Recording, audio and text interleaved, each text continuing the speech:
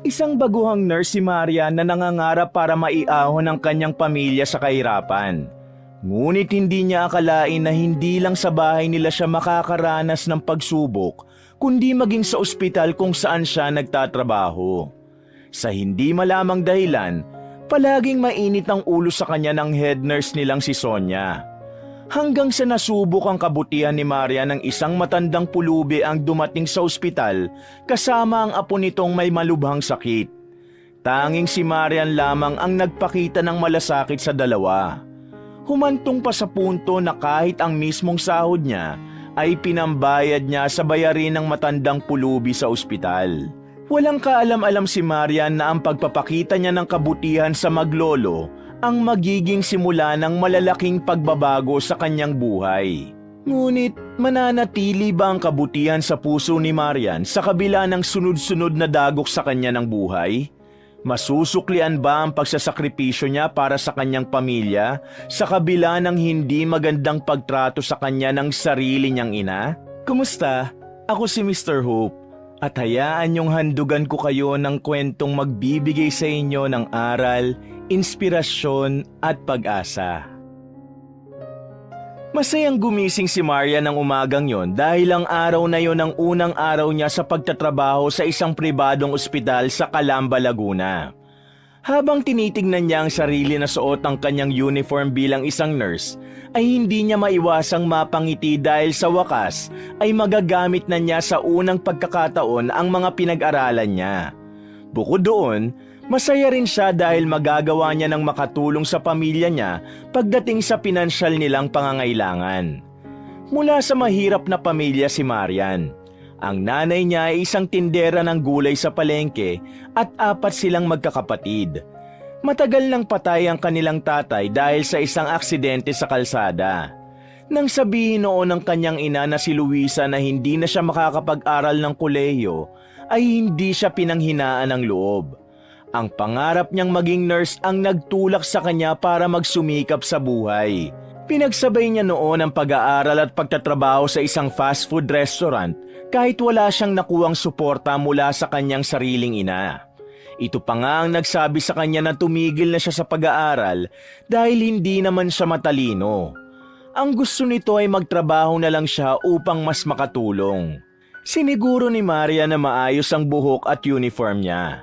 Habang nasa harapan siya ng salamin, ay pumasok sa bahay nila ang kanyang ina na si Luisa na galing sa pagwawalis sa labas ng kanilang bahay. "Papasok ka na ba, Marian?" tanong ni Luisa. "Opo, nanay. Excited po ako na kinakabahan kasi unang araw ko ngayon." Nakangiting sagot ni Marian. Isang malalim na buntong hininga ang pinakawala ni Luisa. "Kung ako sa'yo, hindi ko sasayangin ang pagiging nurse ko." Tura nito. Ano pong ibig niyong sabihin?" Naguguluhan na tanong ni Marian. "Sayang lang kung dito ka sa Pilipinas magtatrabaho. Hindi ka ba talaga nag-iisip, Marian? Walang mangyayari sa'yo dito. Dapat mag-abroad ka na lang. Tingnan mo yung mga anak ni Teresa. Parehong nurse sa mga anak nila tapos sa Singapore at UK sila nagtatrabaho. Maganda na ang buhay nila. Dapat ay ganun ka rin mag-isip." Tugon ni Luisa. Masakit para kay Marian ang mga salitang yon pero hindi niya ipinakita na apektado siya. "Hindi ko po kailangan mag-abroad ka agad. Hindi po porket nurse ako kailangan ko nang lumabas ng bansa. Gusto ko po munang magtrabaho dito para sa mga kababayan natin. Hindi po lahat ng bagay nasusukat sa kung gaano kalaki ang sweldo, Nay, o kung saan ka nagtatrabaho." Paliwanag ni Marian na mahinahon ang tono. Ewan ko sa'yo, hindi ka naman magkakaroon ng rebulto kung ganyan ka mag-isip. Kung magtatrabaho ka lang dito, anong mangyayari sa atin? Anong mangyayari sa buhay mo? Mas maganda ang oportunidad sa ibang bansa. Tapos baka dun ka pa makatagpo ng foreigner na mag-aahon sa atin sa hirap. Pagtutol ni Luisa sa sinabi ni Marian. "Kung magtatrabaho man ako sa ibang bansa, hindi po dahil maghahanap ako ng asawa. Hindi ko po yun gusto. Gusto ko pong maglingkod sa mga tao dito sa sariling bansa ko. Saka ako na po pag-iisipan niyang suggestion niyo na mag-abroad ako." Wika ni Marian. "Hay, bahala ka na nga sa buhay mo. Hindi ko talaga alam kung anong klaseng utak meron ka. Naiinis na tura ni Luisa. Hindi na kayang sagutin ni Marian ang nanay niya. Ramdam niyang hindi naman siya nito maiintindihan kahit anong paliwanag ang gawin niya. Tinapos niya na ang usapan nila sa pamamagitan ng pagsabi na kailangan na niyang umalis. Bago umalis si Marian, ay pinuntahan muna niya si Albert sa kwarto nilang magkakapatid. Si Albert ay ang kapatid niya na may sakit sa puso. Pagpasok sa kwarto ni Albert, nakita niya ang kapatid na nakahiga sa kama. Agad itong tumingin kay Marian at ngumiti. Lumapit si Marian sa kapatid at ginawaran nito ng halik sa noo. Albert, magtatrabaho na muna ako ha. Pasensya ka na kung hindi na muna kita mababantayan simula ngayon. Wika ni Marian. Okay lang ate, naiintindihan ko naman. Basta mag-iingat ka palagi ha. Tugon ni Albert sabay ngiti. Huwag ka mag-alala. Mag-iipon ako para mapa-opera na kita. Para makapaglaro ka na sa labas. Pangako ni Marian sa kapatid. Maraming salamat ate. Alagaan mong sarili mo ha. Kung ano man ang desisyon mo, nakasuporta lang ako sa'yo. Sambit ni Albert. Naramdaman ni Marian ang kasiyahan at lakas mula sa mga sinabi ng kanyang kapatid. Binigyan siya nito ng lakas na magpatuloy. Napuno ang puso niya ng pangarap na balang araw ay makakamtan niya ang tagumpay. Hindi lang para sa sarili, kundi para sa kanyang pamilya. Ilang minutong naghintay si Marian sa gilid ng kalsada bago may dumating na jeep na ang biyahe ay dadaan sa ospital kung saan siya nagtatrabaho. Pinara niya yon at agad na sumakay. Pagdating sa ospital ay doon na naramdaman ni Marian ang totoong kaba. Taimtim siyang nagdasal na sana ay maging maayos ang unang araw niya sa trabaho. Habang papasok sa main door ng ospital ay may tumapik sa likod niya. Paglingon niya ay nakita niya si Abigail na isa ring nurse na naging kaibigan niya noong training days nila sa ospital. Abigail, kumusta ka na? Masayang bati ni Marian. Eto, maganda pa rin. Pero wait lang, first day natin today ah. Excited ka na ba? Nakangiting tanong ni Abigail. Excited pero medyo kinakabahan. Sagot ni Marian at nagpatuloy na sila sa paglalakad papasok sa ospital. Normal lang yan. Makikita mo mawawala din ang kaba mo na yan kapag nagtagal. Tura ni Abigail. Sana nga lang magtagal ako rito. Ani Marian. Ang nega mo naman, dapat positive ka palagi mag-isip. Kasi kung puro kanigahan ang iisipin mo, ma-attract mo yan, sige ka. Paalala ni Abigail. Habang naglalakad sila papunta sa locker area, nagkwentuhan sila tungkol sa mga nangyari sa mga nakaraang linggo at kung paano sila naghanda para sa araw na yon. Pagdating nila sa locker area, hindi nila alam na ang head nurse na si Sonia ay nandun at naghihintay na sa kanila.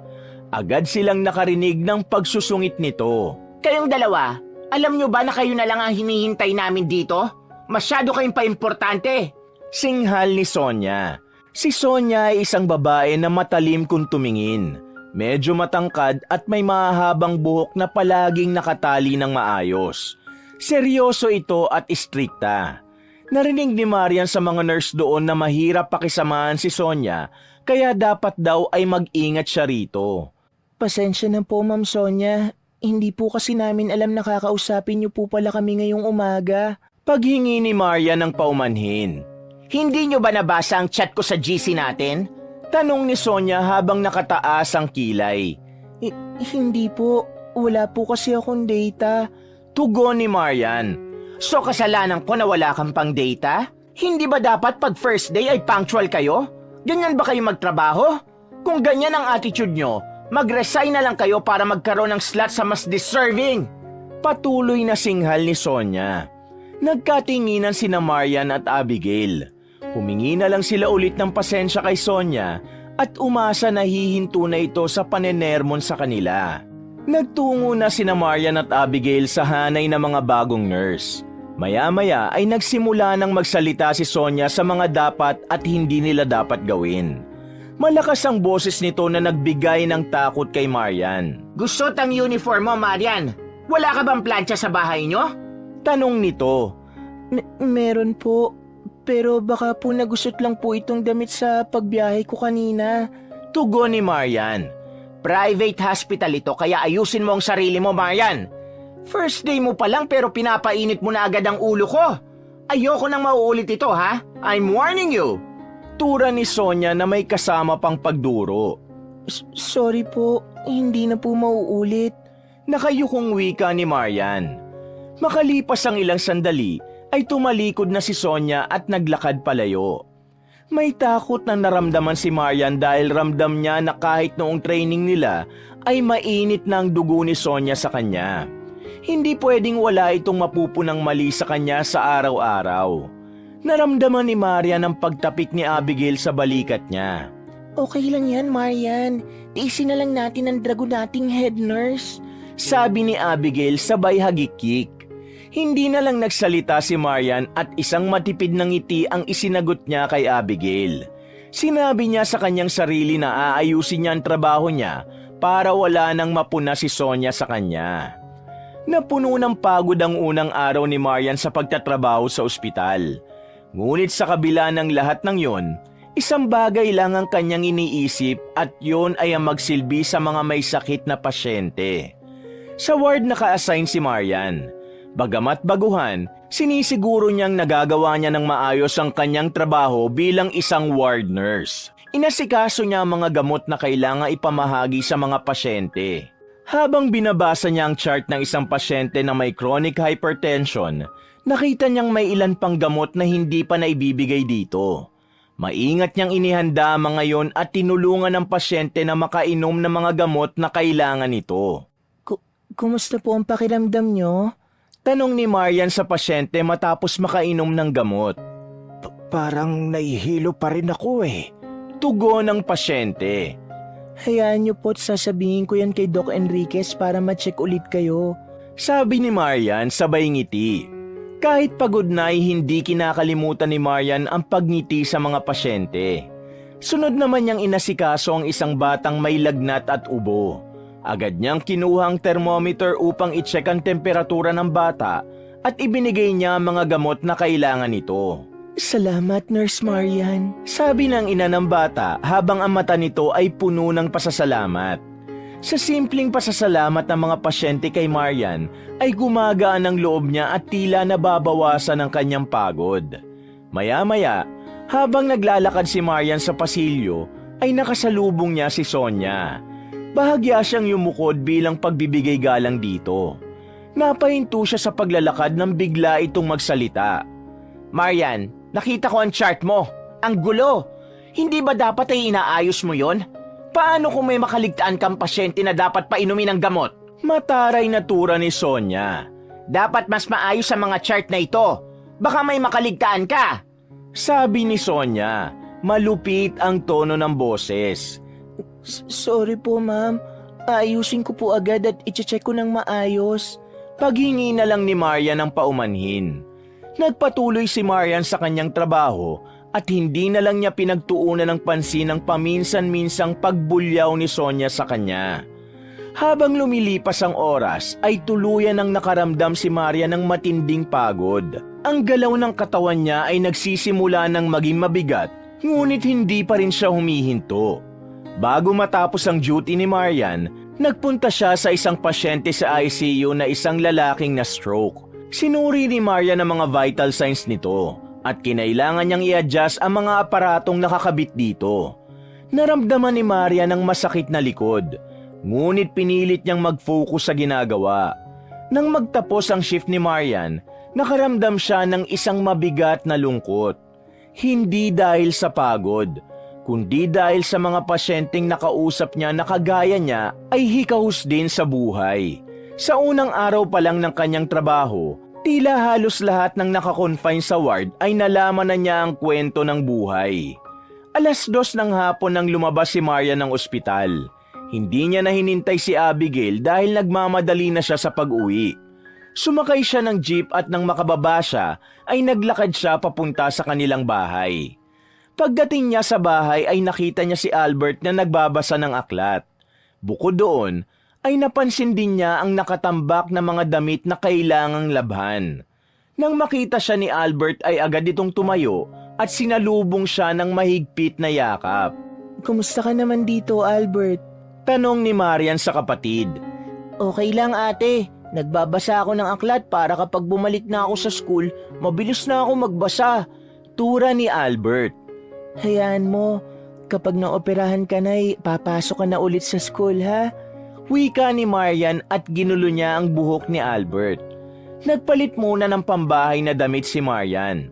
Kahit pagod sa pagtatrabaho, ay kinuha niya ang mga nakatambak na damit dahil naisipan niya na labahan muna ang mga yon bago siya magpahinga. Ate, lalaban mo na ang mga yan? Tanong ni Albert. Oo, baka magalit pa si nanay kapag nakita niya pa ito rito pag uwi niya. Tugon ni Marian. Pero ate, kita ko sa mukha mo na pagod ka pa eh. Magpahinga ka kaya muna. May pag-aalalang wika ni Albert. Mamaya na lang ako magpapahinga pagkatapos ko nito. Sige na, magbasa ka na ulit dun. Tura ni Marian. Dinala ni Marian ang mga maruruming damit sa likod ng bahay at nagsimula ng maglaba. Pagkatapos ng ilang oras ng paglalaba, natapos na si Marian. Naisampay na rin niya ang mga damit. Nagpunta na siya sa kwarto nilang magkakapatid at humiga na siya. Ipinikit niya ang kanyang mga mata at dahil sa labis na pagod, ay agad siyang nakatulog. Makalipas ang ilang sandali, nagising din kaagad si Marian nang dumating si Luisa.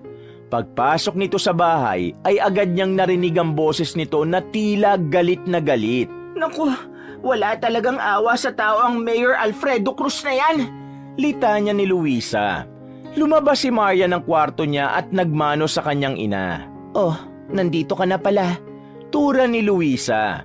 Opo, ano po yung sinasabi niyo tungkol kay Mayor Alfredo Cruz? Usisa ni Marian. Paano? Malapit na palang i-demolish ang palengke. Sana ako magtitinda kapag nawala na yun.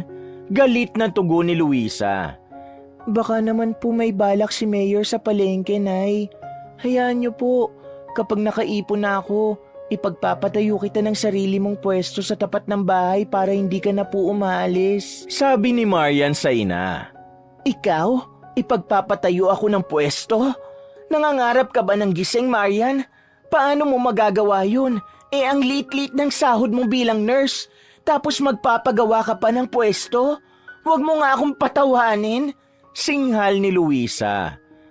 Wala naman po sigurong masama na mag-ipon ako para magkaroon po kayo ng sariling pwesto. Sambit ni Marian. Baka gunaw na ang mundo bago ka pa makapag-ipon.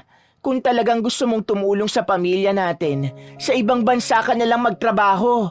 Ay nako, nagkaroon nga ako ng anak na nurse pero wala namang utak. Naiiling na wika ni Luisa.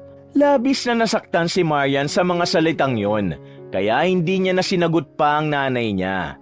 Bagkus ay sinabi niya rito na magluluto na siya ng hapunan para makakain na sila pagdating ng dalawa niyang kapatid mula sa eskwelahan. Habang abala si Marian sa pagluluto, iniisip niya ang mga sinabi sa kanya ni Luisa. Hindi niya alam kung gaano katagal ang paghihirap nilang mag-iina. Ngunit ang gusto niya mangyari ay maiahon ng kanilang pamilya mula sa hirap. Sa kabila ng mga pagdududa ng kanyang ina sa kaya niyang gawin, ay nangako siya sa sariling hindi siya bibitaw sa pangarap niyang mapabuti ang kalagayan ng kanyang pamilya.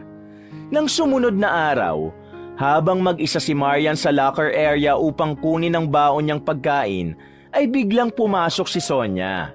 Kinabahan siya dahil napansin niya ang matalim nitong tingin sa kanya. Marian, alam mo bang may 2 pasyente na hindi nakainom ng gamot sa tamang oras kahapon sa shift mo? Mataas ang boses na tanong ni Sonia. Ma'am, sa pagkakatanda ko, in-endorse ko na po yan sa kapalit ko na shift. Hindi ko na po kasalanan kung nakalimutan nila. Sagot ni Marian. At talagang nangangatwirang ka pa ha? Kahit anong dahilan mo, responsibilidad mo pa rin yon. Sigaw ni Sonia. Hindi na nagsalita pa si Marian. Pakiramdam niya kasi, kahit anong paliwanag ang gawin niya ay hindi tatanggapin ni Sonia. Kabago-bago mo pa lang pero puro kapalpakan ka na kagad. Patuloy na bulyaw ni Sonia kay Marian. Pasensya na po, hindi na po mauulit. Mapagkumbabang tugon ni Marian. Hindi na talaga dapat maulit. Dahil kapag naulit pa, alam mo na ang mangyayari. Maghanap ka na ng ibang ospital na pagtatrabahuhan mo. Yun ay kung meron pang tatanggap sa kagaya mong nurse. Mariing wika ni Sonia. Halos manliit si Maria ng sandaling yon. Naramdaman niya ang pag-init ng gilid ng kanyang mga mata pero pinigilan niya ang maiyak. Nang umalis na si Sonia ay dun lang pinakawalan ni Marian ang kanyang mga luha. Nanginginig ang buong katawan niya habang kinukuha ang kanyang baon. Sandali siyang huminto upang pakalmahin ang kanyang sarili. Alam ni Maria na bago pa lang siya sa trabaho at marami pang bagay ang kailangan niyang matutunan. Pero hindi niya maalis sa kanyang isipan ang mga salitang binitiwan ni Sonia. Masakit, pero kailangan niyang magpatuloy. Huminga siya ng malalim at tiningnan ang sarili sa salamin sa likod ng pinto ng kanyang locker. Pinunasan niya ang kanyang mga luha at ngumiti. Inisip na lamang niya na lahat ng nangyayaring yon ay pagsubok lamang na normal na nararanasan ng mga taong kagaya niya. Matapos kumalma ni Marian ay lumabas na siya ng locker area habang dala ang kanyang lunchbox. Kinabahan siya na baka kapag nadagdagan ng pagkakamali niya ay mawalan siya ng trabaho. Naglakad siya patungo sa likod ng ospital kung saan naroon ang isang maliit na parke. May mga puno roon, mga upuan at lamesa. Agad niyang nakita si Abigail na nakaupo sa upuan na gawa sa simento. Abala ito sa cellphone nito. Nang makita siya ni Abigail ay ngumiti ito at kumaway. Naglakad ng mabilis si Marian papunta kay Abigail. Umupo siya sa tapat nito. Bakit ang tagal mo? Gutom na kaya ako. Tanong ni Abigail habang inilalabas nito ang baong nitong pagkain. Napagalitan ako ni Ma'am Sonia. May 2 pasyente na hindi nakainom ng gamot sa tamang oras kahit na in-endorse ko na yun sa kapalit ko. Malungkot na sagot ni Marian.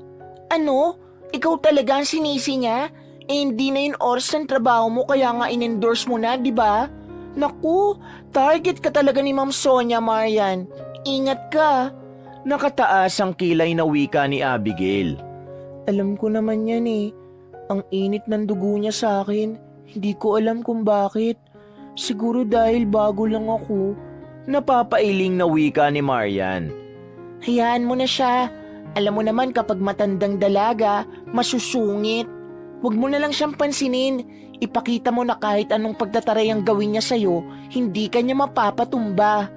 Payo ni Abigail habang binubuksan ang lunchbox nito. Iniisip ko tuloy kung tama ba ang desisyon ko na maging nurse.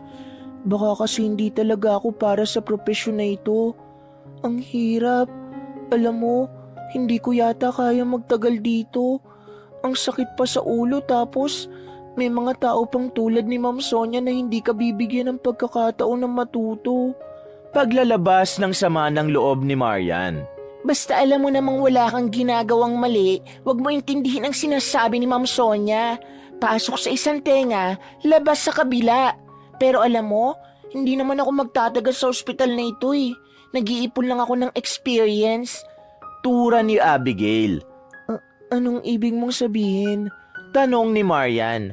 Bala ko kasi magtrabaho sa Singapore gaya ng ate ko na nurse doon. Mas malaki ang sahod doon. Kaya kung ako sa'yo, sumama ka sa akin doon para magkatrabaho pa rin tayo. Tugon ni Sonia. Kahit malaki ang sahod doon, hindi ko kayang malayo sa pamilya ko. Lalo na sa kapatid kong si Albert na may sakit sa puso. Sa pagkakataon na yon ay hindi napigilan ni Marian ang mapaluha. Gets naman kita, pero minsan kasi kailangan natin mag-sacrifice para sa pamilya. Pero kung choice mo naman na dito magtrabaho, go lang. Paliwanag ni Abigail. Ngumiti si Marian ng kaunti. Sa mga sandaling yon, napansin niyang nakikinig si Abigail at hindi siya hinuhusgahan. Puno ito ng pangunawa. At kahit papaano, naramdaman niyang medyo gumaan ang pakiramdam niya. Matapos ang ilang sandali, nagsimula na silang mag-usap tungkol sa ibang bagay. Natuwa si Marian dahil nagkaroon siya ng kaibigan na gaya ni Abigail na handang makinig at magbigay sa kanya ng payo kapag kailangan niya. Tapos na ang trabaho ni Marian para sa araw na yon pero nasa locker area pa rin siya. Hindi pa siya makaalis dahil hindi pa dumadating ang kapalitan niya. Sa bawat nurse na pumapasok sa locker area, umaasa siyang yun na ang kapalitan niya pero palagi siyang bigo. Maya-maya'y pumasok si Abigail at may pagtataka sa mukha nito nang lumapit ito sa kanya. Oh, Marian, bakit hindi ka pa lumalabas? Kanina pa kita hinihintay. Tanong ni Abigail. Wala pa yung kapalitan ko eh. Sana nga dumating na siya para makauwi na ako. Sagot ni Marian habang ang tinig ay may bahid ng pagkadismaya. Pumasok si Sonia na may seryosong muka at mabilis na naglakad papunta sa kanila. Marian, kailangan mo mag-OT ngayon. Bungad ni Sonia. Nagulat si Marian sa narinig. At isang mabilis na tingin ang itinapon niya kay Abigail bago muling bumaling kay Sonia. Pero ma'am, tapos na ang shift ko at hindi ko po kayang mag-OT. May kapatid po akong may sakit kaya kailangan ko pong umuwi na ngayon. Tura ni Marian. Mas maraming may sakit dito sa ospital, Marian. Hindi ka pwedeng tumanggi kapag pinag-OT ka. Sambit ni Sonia. Sa pagkakataon na yon ay hindi na napigilan ni Abigail ang makisali sa usapan. Ma'am, ako na lang po mag-OT. Pauwiin niyo na lang po si Marian. Malumanay na wika ni Abigail. Lumingon si Sonia kay Abigail. Huwag kang makialam, Abigail. Tapos na ang shift mo kaya umuwi ka na. Hindi ka na kailangan dito. Matigas na sagot ni Sonia. Okay lang, Abi. Umuwi ka na. Mag-OT na lang ako. Isang pilit ng ngiti ang pinakawala ni Marian. Wala nang nagawa si Abigail kundi ang umalis. Habang si Marian ay walang nagawa kundi ang sundin ang gusto ni Sonia. Inisip na lang ni Marian na mas malaki ang sasahurin niya dahil sa nag-overtime siya. Malaking tulong na rin yun sa panggastos nila sa mga susunod na araw. Naging abala na siya sa mga pasyente na dapat niyang asikasuhin at hindi niya na namalayan ang paglipas ng oras. Habang naglalakad si Marian sa may entrance ng ospital, ay nakita niyang isang matandang lalaki. Marumi yun at sira-sira ang damit. Meron yung makapal na balbas at bigote at bahagyang natatakpan ng suot nitong bucket hat ang mata nito. May kargang batang lalaki ang matanda. Ang batang yon ay nanginginig at may mga pantal sa katawan. Nakita ni Marian ang desperasyon sa matandang lalaki na may tumulong rito, pero lahat ng nurse na dumaraan ay hindi ito pinapansin. Naawa siya sa matandang lalaki lalo na sa bata. Naisip niya na maaaring may dengue ang bata at kung hindi maaagapan ay maaari yung magdulot ng komplikasyon. Hindi na siya nagdalawang isip. Mabilis niyang nilapitan ang dalawa. Ano pong nangyayari sa bata? Tanong ni Marian. Hindi ko po alam, ma'am. Ang taas-taas ang lagnat niya at may mga pantal siya sa buong katawan. Nanginginig ang boses na sagot ng matanda. Luminga si Marian upang maghanap ng ibang nurse na maaaring mag-assist sa bata. Bawat nurse na nakita niya ay tinawag niya pero kahit isa ay walang lumapit sa kanila. Nagdesisyon si Marian na siya na lang ang kumilos. Nagmamadali siyang kumuha ng stretcher at siya na rin ang bumuhat sa bata para ihigayon sa stretcher. Pinagtulungan nila ng matandang lalaki na itulak ang stretcher patungo sa emergency room. Ngunit bago pa sila makarating doon, ay nakasalubong nila si Sonia. Humarang ito sa kanila at tumaas ang kilay. Anong ginagawa mo, Marian? Bakit nagpapasok ka rito ng pulubi? Hindi ka ba nag-iisip? Baka kung ano pang sakit ang dala ng mga yan at makahawa sa ibang pasyente rito. Pabulyaw nitong tanong. Ma'am Sonia, kailangan pong makonfine agad nitong bata. Sa tingin ko ay meron siyang dengue. Nababahalang tugon ni Marian. Talagang hindi ka nag-iisip ano? Sa tingin mo ba'y may pambabayad ang mga yan dito? Tanong ni Sonia. Ma'am, hindi po itong oras para mag-isip ng tungkol sa pera. Kailangan po ng bata ng agarang paggagamot. Baka po kung ano ang mangyari sa kanya. Halos maiyak na si Marian ng sandaling yon. Anong tingin mo sa ospital na ito? Charity? Doon sila sa public hospital. Pagtataboy ni Sonia. Muling tiningnan ni Marian ang matandang lalaki. Nagulat siya nang bigla itong lumuhod sa harapan ni Sonia. Nagmakaawa ito na tulungan ng apo nito. Anito, Kahit ang paglilinis na lang sa ospital ang kabayaran ay gagawin nito. Ngunit nanatiling matigas si Sonia. Pilit pa rin itong ipinagtatabuyan ang maglolo habang baka sa mukha nito ang pandidiri. Hindi na nakayanan ni Maria ng eksenang yon, kaya isang ideya ang pumasok sa kanyang isip. Ma'am, ako na po magbabayad sa bills ng bata. Wika ni Marian. Nanlaki ang mga mata ni Sonia sa sinabing yun ni Marian. Anong sinabi mo? Ikaw ang magbabayad? Nagpapatawa ka ba? Tanong nito. Hindi po ako nagbibiro. Kailangan po maagapan ng bata. Kahit ibawas nyo na lang po sa sahod ko, wala pong problema sa akin. Desididong tugon ni Marian. Malakas na natawa si Sonia. Hindi ko alam kung nagpapakabayani o nagpapakatanga ka, Marian. Sa tingin mo ba ikayayaman mo yung ginagawa mo? Nanunuyang tanong ni Sonia. Hindi nagsalita si Marian. Wala na siyang ibang nasa isip kundi ang kalagayan ng bata. Naniniwala siya na kahit mahirap siya ay hindi yun hadlang upang tumulong siya sa mas nangangailangan. Isang malalim na paghinga ang pinakawala ni Sonia. Okay, kung yan ang gusto mong gawin, hindi na kita pipigilan. Lahat ng magagastos ng bata na yan sa ospital na ito ay ibabawa sa bawat sahod mo. Tura ni Sonia. Maraming salamat po, Ma'am Sonia. Bahagya pang yumukod si Marian. Sige na, gawin mo na ang dapat mong gawin sa batang yan. At palabasin mo matandang lalaking yan. Bumabaho dito sa loob ng ospital. Inirapan sila ni Sonia bago ito naglakad palayo. Nagpatuloy na si Marian papunta sa emergency room. Sa pagkakataong yon, ay nais niyang patunayan sa sarili na hindi lang siya isang simpleng nurse na nagliligtas ng buhay, kundi isang tao na may malasakit at handang magsakripisyo para sa ibang tao, kahit siya mismo ay may sariling problema at pinagdadaanan sa buhay. Nakahinga na ng maluwag si Marian nang may nag-asikaso na sa bata. Nakapagtrabaho na siya ng maayos nang wala nang iniisip. Nang matapos na ang shift niya, ay nakapag-endorse na siya sa kapalitan niya at naglakad na palabas ng ospital.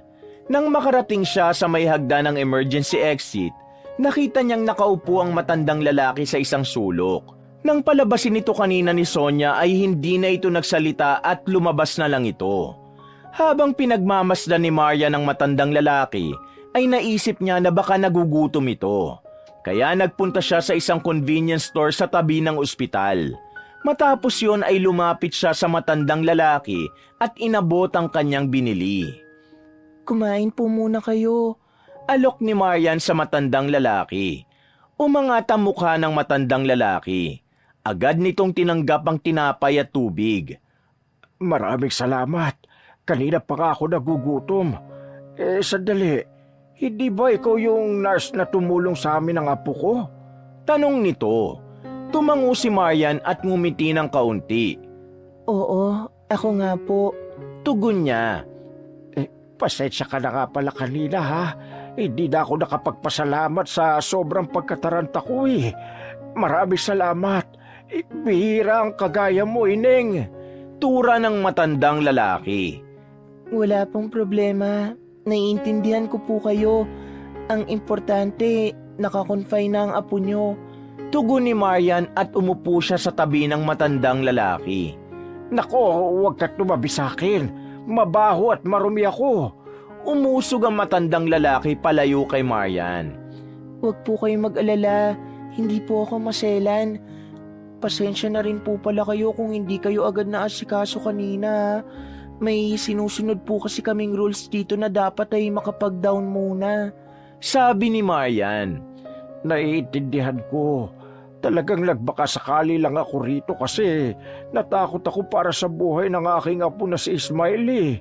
Siya na lang kasi ang kasama ko sa buhay. Isang malalim na paghinga ang pinakawala ng matandang lalaki, saka ito kumagat sa tinapay. Isang mahabang katahimikan ang namagitan kina Marian at sa matandang lalaki. Hindi alam ni Marian pero nais pa niyang manatili muna roon kahit ilang minuto pa. Makalipas ang ilang sandali, ay muling nagsalita ang matandang lalaki. Ano palang sakit ng apo ko? Tanong ng matandang lalaki. Sa ngayon, hindi pa po kami sigurado eh. Bukas pa po malalaman. Hayaan niyo po, sasabihan ko po kayo agad bukas. Pero wag na po kayong mag-alala kasi stable na ang lagay niya. Sagot ni Marian. Masyado na pong late. Pwede na po kayong umuwi muna. Bumalik na lang po kayo bukas ng umaga. Suminghap ang matandang lalaki at tumingin sa malayo. Wala kaming bahay, Ining. Sa kalsada kami nakatira ng apo ko. Malungkot nitong tugon. Ang sagot ni Berto ay parang isang suntok na tumama sa dibdib ni Marian. Hindi niya alam kung paano nabubuhay ang kagaya ng matandang lalaki, lalo na sa panahon na kailangan ng mga ito ng medikal na atensyon. Ganun po ba? Basta ipagdasal na lang po natin na maging maayos na ang apo nyo. Huwag po kayong mag-alala kasi wala na kayong dapat naintindihin pa. Kasi ako na po magbabayad sa bills nyo sa ospital. Nakangiting wika ni Marian. Nakakahiya na sa'yo. Hindi mo naman kami kilala pero abot langit ang pagtulong mo sa amin. Naluluhang wika ng matandang lalaki. Kung ganun, dapat siguro ay magkakilala na po tayo. Ako po si Marian. Kayo po, ano pong pangalan nyo? Tanong ni Marian sabay lahad ng isa niyang kamay. May pag-aalinlangan na inabot ng matandang lalaki ang kamay ni Marian. Ako naman si Berto. Pwede mo akong tawagin na Mang Berto. Yung apo ko naman ay si Ismael. Pagpapakilala nito kay Marian. Nang bitawan ni Mang Berto ang kamay ni Marian ay tumayo na siya at nagpaalam na rito. Habang naglalakad siya palayo sa matanda, ay bumalik sa isip niya ang lahat ng nangyari sa araw na yon. Naisip niya na may dahilan kung bakit nag-overtime siya sa araw na yon. At yun ay dahil kailangan niyang tulungan si Mang Berto at Ismael. Hindi niya maisip kung ano mangyayari sa dalawa kung wala siya ron para asikasuhin ang pangangailangan ng mga ito. Nang sandaling yun, naisip ni Maria na mapalad pa rin siya kung tutuusin, kumpara sa mga taong kagaya ni Mang Berto at Ismael na walang tirahan. Kaya mas naging positibo ang kanyang pananaw sa buhay ng gabi na yon. Kinabukasan ng umaga, habang papasok si Marian sa ospital ay nakita niyang nakatayo si Mang Berto sa labas ng ospital. Walang pagdadalawang isip na nilapitan niya ang matandang lalaki at agad siyang nagbigay ng ngiti nang makita siya nito.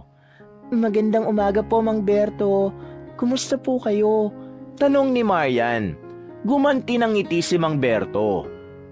Maayos naman ako, Ining. Kaya lang nagkaalala ako sa aking apo. Hindi ko alam kung kumusta na siya. Malungkot na wika ng matandang lalaki. Kung gusto niyo po, pumasok po kayo sa ospital para makita niyo si Ismael. Tura ni Marian. Pwede ba ako pumasok sa loob? Baka makita na naman ako ng masungit na nurse. Palabasin na naman ako. May pag-aalinlangan na wika ni Mang Berto. Pwede po kayong pumasok kasi may pasyente po kayo na kamag-anak sa loob. Tara na po, sumabay na po kayo sa akin. Anyaya ni Marian. Salamat, Marian ha. Napakabait mo talaga. Tura ni Mang Berto sabay ngiti. Magkasabay na naglakad sina Marian at Mang Berto papasok sa ospital. Nang malapit na sila sa entrance, ay nakasalubong nila si Sonia. Huminto ito at agad na nagtaas ng isang kilay. Marian, ano na naman to? Bakit kasama mo na naman ang matandang pulubi na yan? Singhal ni Sonia.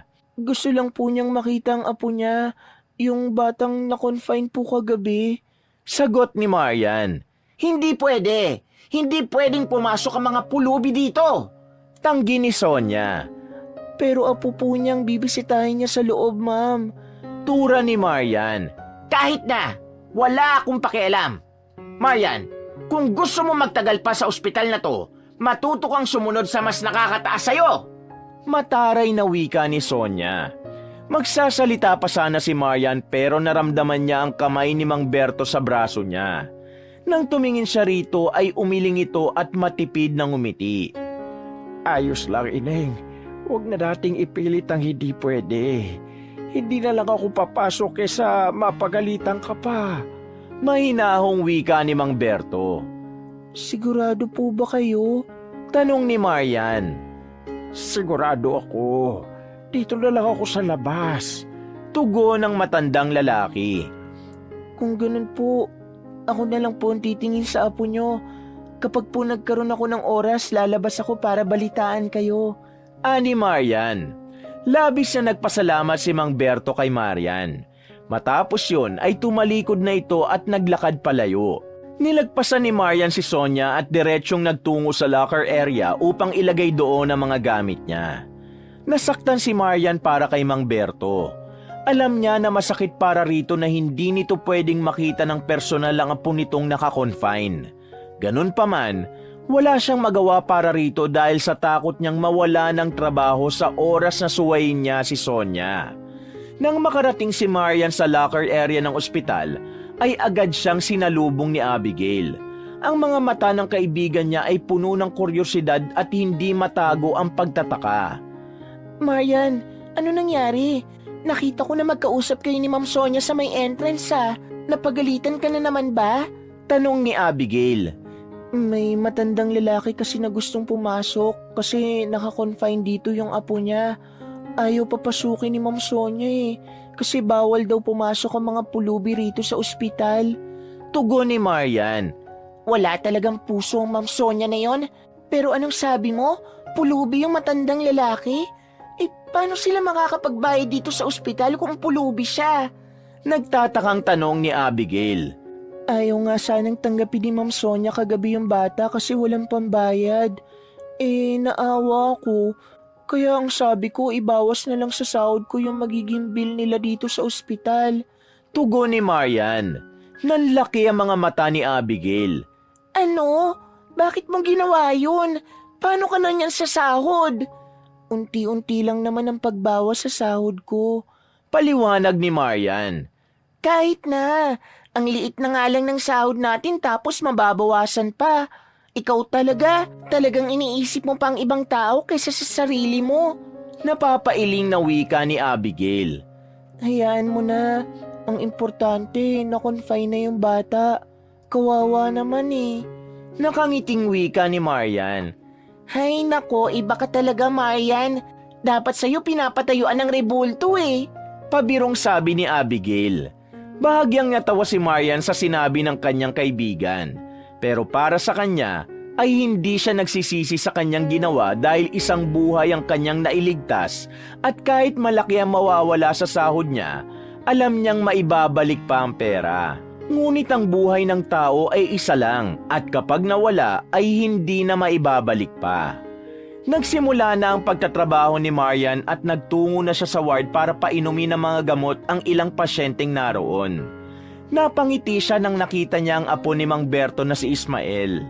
Lumapit siya sa bata at chinek niya ang nakakabit na dextrose dito. Kumusta ka na, Ismael? Tanong ni Marian habang inaabot kay Ismael ang gamot nito at isang baso ng tubig.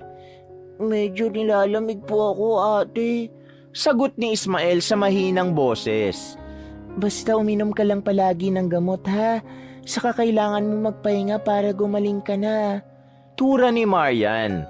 Oo nga pala, nasa labas ang lolo mo. Ang sabi niya, kumustahin kita para sa kanya. Bakit po hindi po siya pumunta rito sa loob para makita po niya ako? Tanong ni Ismael. Natigilan si Marian dahil hindi niya alam kung paano niya ipaliliwanag sa bata ang totoong nangyari. Kaya mas pinili niya na wag sabihin dito ang totoo. May mga kailangan kasing asikasuhin ng lolo mo. Pero wag kang mag-alala kasi dadalawin ka rin niya rito kapag tapos na siya sa mga ginagawa niya. Sagot ni Marian. Pero gusto ko po siyang makasama. Sabi ni Ismael. Alam ko, Ismael. Kaya nga magpagaling ka para makasama mo na siya. Tura ni Marian. Matapos yun ay nagpaalam na si Marian kay Ismael. Habang naglalakad palabas ng ward, ramdam ni Marian ang saya sa puso niya. Hindi siya nakaramdam ng pagod ng sandaling yun. Doon niya napatunayan na ang masarap na pakiramdam sa tuwing tumutulong sa nangangailangan ay tunay na hindi matutumbasan ng kahit gaano kalaking salapi. Paglabas ni Marian mula sa ward, natigilan siya nang makita si Sonyang nakatayo sa may tabi ng pinto. Nakahalukip-kip yun at walang ekspresyon ng mukha. Alanganing initian ni Marian ng head nurse at maglalakad na sana siya paalis, pero bigla siya nitong hinawakan ng mariin sa braso. Bakit po, ma'am? Tanong ni Marian. Ang tagal mo sa ward. Hindi mo ba naiintindihan na bawat segundo sa loob ng ospital na ito ay ginto? Nakita kita na nakikipag-usap ng matagal dun sa apo ng pulubi. Hindi mo dapat sinasayang ang oras mo sa mga bagay na wala namang kinalaman sa trabaho mo. Singhal ni Sonia. Kasi po si Ismael, hinahanap po niya ang lolo niya. Pinagaan ko lang po ang pakiramdam ng bata.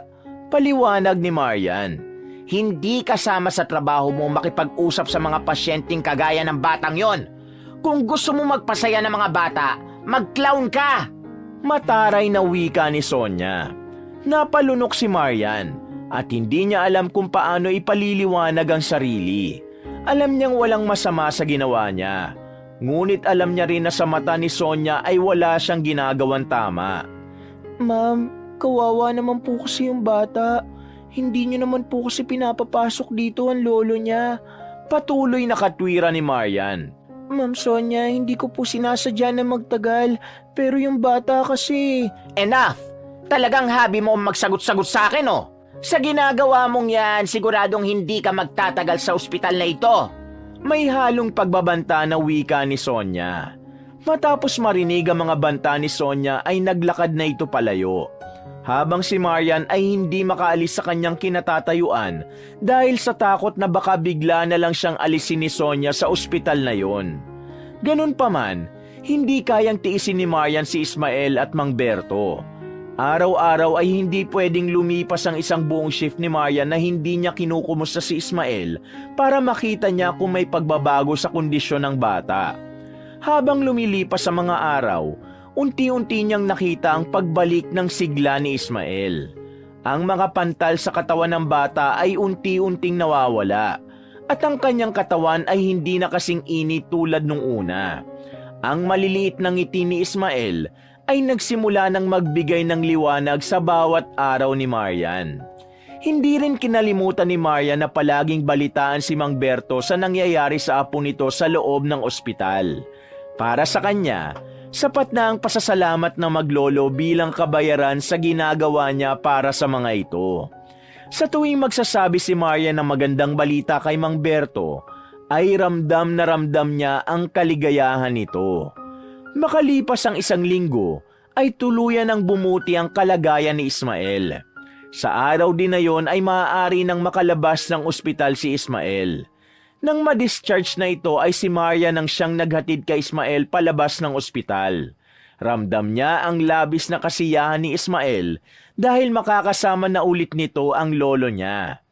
Sa labas ng ospital ay agad nilang nakita si Mang Berto. Agad na sinugod ng matanda ang apo nito ng mahigpit na yakap habang si Marian ay masayang pinanonood ang dalawa. Ismael, apo ko, salamat sa Diyos at nakalabas ka na. Masayang wika ni Mang Berto. Lumapit si Marian sa dalawa. Bumitaw si Mang Berto sa pagkakayakap kay Ismael at humarap sa kanya. Maluha-luha ito ng mga sandaling yon. Marian, hindi ko alam kung paano ko makakabawi. Hindi ko kaya suklian ang mga kabutihang ginawa mo para kay Ismael at sa akin.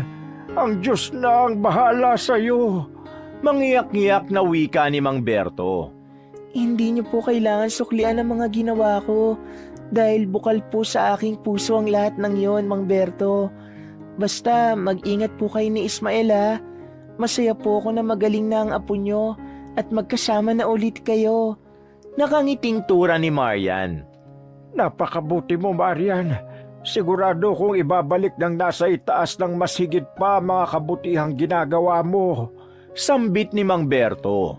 Matapos yon ay nagpaalam na si Marian sa maglolo dahil kailangan niya nang bumalik sa loob para magtrabaho. Napakagaan ang kalooban niya dahil sa wakas ay magaling na si Ismael at wala siyang hiling kundi sana dumating ang araw na ang pagpapaospital ay hindi na magiging problema ng mga kagaya ni Mang Berto. Masaya si Marian sa araw na yon habang naglalakad siya pauwi sa kanilang bahay dahil alam niyang dumating na ang kanyang unang sahod. Yun nga lang, Ang nanay niya ang may hawak ng ATM card niya, kaya ito ang makakapag-withdraw ng mga sasahurin niya. Ngunit walang problema yun sa kanya. Ang paraan na yun ay simula pa lang ng pagbawi niya sa nanay niya sa pag-aalaga at pagpapalaki nito sa kanya. Pagpasok niya sa kanilang bahay, nadatnan niya si Luisa na nasa kusina habang abala sa paghihiwa ng karne. Lumapit siya rito upang magmano. Nay, nakapag-withdraw na po ba kayo? Tanong ni Marian. Oo, winidraw ko na lahat ng sahod mo. Kaya nga nakabili ako ng 1 kilong baboy. Oo nga pala, nasaan ang payslip mo? Huminto muna si Luisa sa ginagawa at tumingin kay Marian. Payslip po? Ulit ni Marian. Oo, kailangan ko bang ulitin? Nasa na? Inilahad ni Luisa ang isa nitong kamay. May pag-aalinlangan na kinuha ni Marian ang payslip niya sa loob ng kanyang bag. Nang iabot niya yun kay Luisa, ay agad nito yung tinignan. Kinabahan si Marian dahil alam niyang makikita roon ng nanay niya ang malaking kalta sa sahod niya dahil sa pagbabayad niya sa bill ni Ismael sa ospital. Marian, bakit ganito? Ang liit nang natira sa sahod mo. Ano itong malaking bawas? Tanong ni Luisa habang nakakunot ang noo. Nanlamig ng gusto si Marian. Hindi siya nakapagsalita dahil hindi niya alam kung paano magpapaliwanag. Hoy, sumagot ka! Ano itong malaking bawas na ito? Para saan to? Mataas ang boses na tanong ni Luisa. Nanay, kasi... Huminga muna ng malalim si Marian bago nagpatuloy sa pagsasalita. May isang bata po kasi sa ospital na dengue. Ayaw po siyang tanggapin dahil wala silang pambayad. Naawa po ako kaya inako ko na po yung hospital bills nila. Sabi ko huhulugan ko kada sahod hanggang mabayaran ng buo. Natigilan si Luisa. Tila hindi ito makapaniwala sa narinig. Ngunit saglit lang yon dahil agad itong sumigaw. Ano? Napakatanga mo talaga, Marian!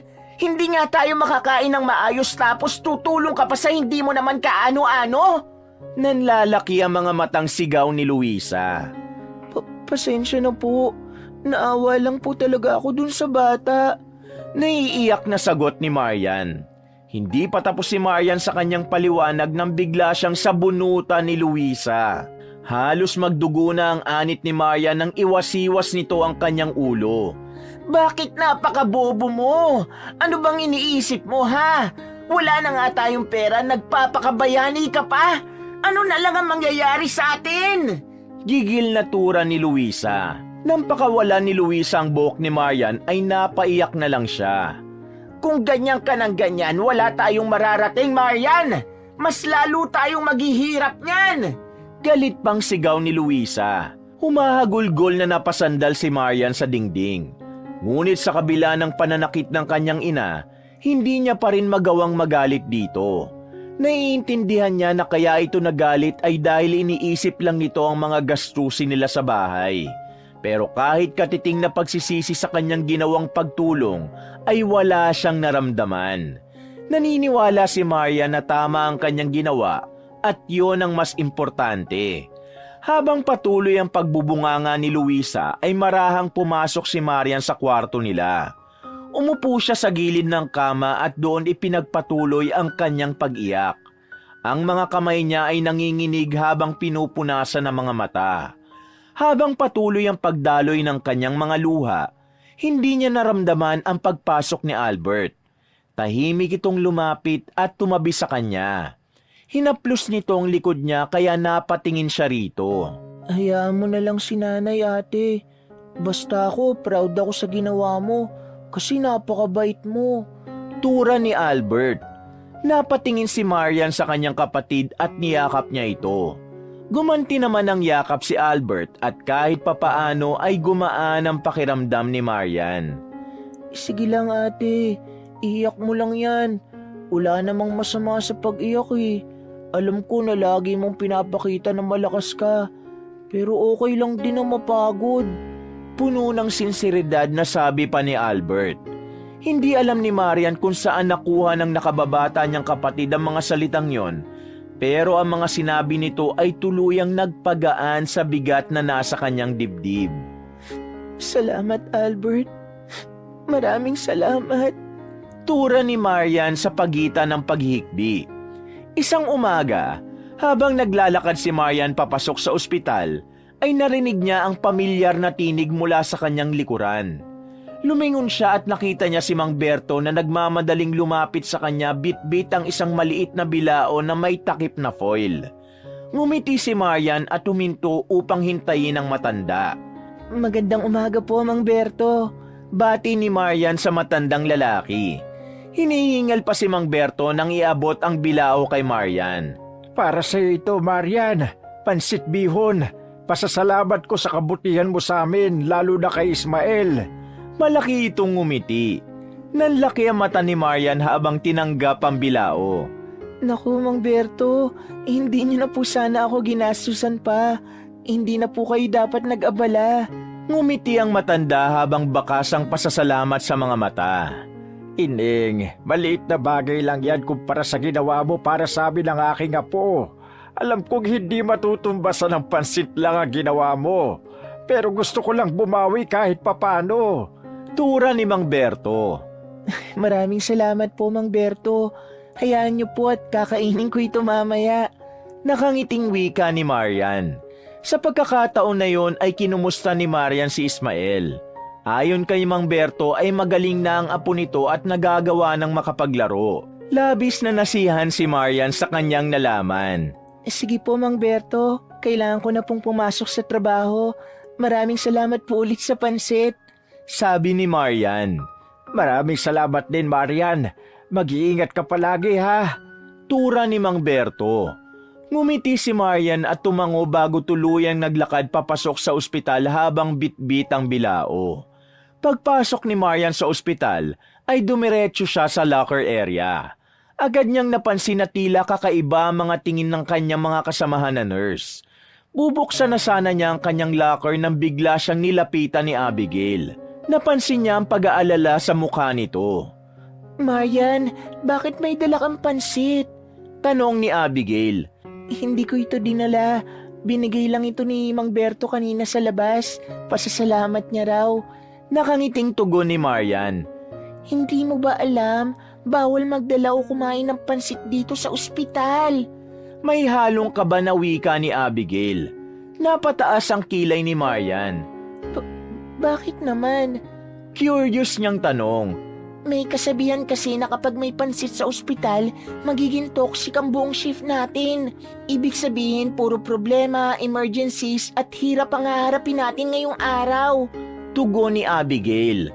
Natawa ng bahagya si Marian. Hindi ko alam yung ganyang kasabihan. At saka Abigail, pansit lang naman to. Siguro hindi totoo yun. Nagkakataon lang siguro ang mga ganong pangyayari. Kampanting wika ni Marian. Sa gitna ng kanilang pag-uusap, biglang bumukas ang pinto ng locker area at pumasok si Sonia. Agad na nanlisik ang mga mata nito nang makita ang bilao ng pansit na hawak ni Marian. Malalaki ang mga hakbang na lumapit ito sa kanila ni Abigail. Marian, anong ginagawa ng pansit na yan dito? Bakit ka may pansit? Sigaw ni Sonia. Ma'am Sonia, hindi ko po ito sinadyang dalhin. Iniabot lang po sa akin ni Mang Berto kanina. Nahiya po kung hindi tanggapin eh. Paliwanag ni Marian. Wala akong pakialam kung sino pa nagbigay sa'yo niyan. Bulyaw ni Sonia. Itapon mo yan. Hindi mo ba alam na bawal magdala ng pansit dito? Ma'am, pagkain po ito. Sayang naman po kung itatapon ko lang. Tura ni Marian. Biglang sinugod ni Sonia si Marian at pilit na inagaw ang bilao. Kung ayaw mong itapon, ako ang magtatapon yan. Akin na yan. Anito habang hawak ang bilao. Ma'am, wag po. Nagpumigla si Marian.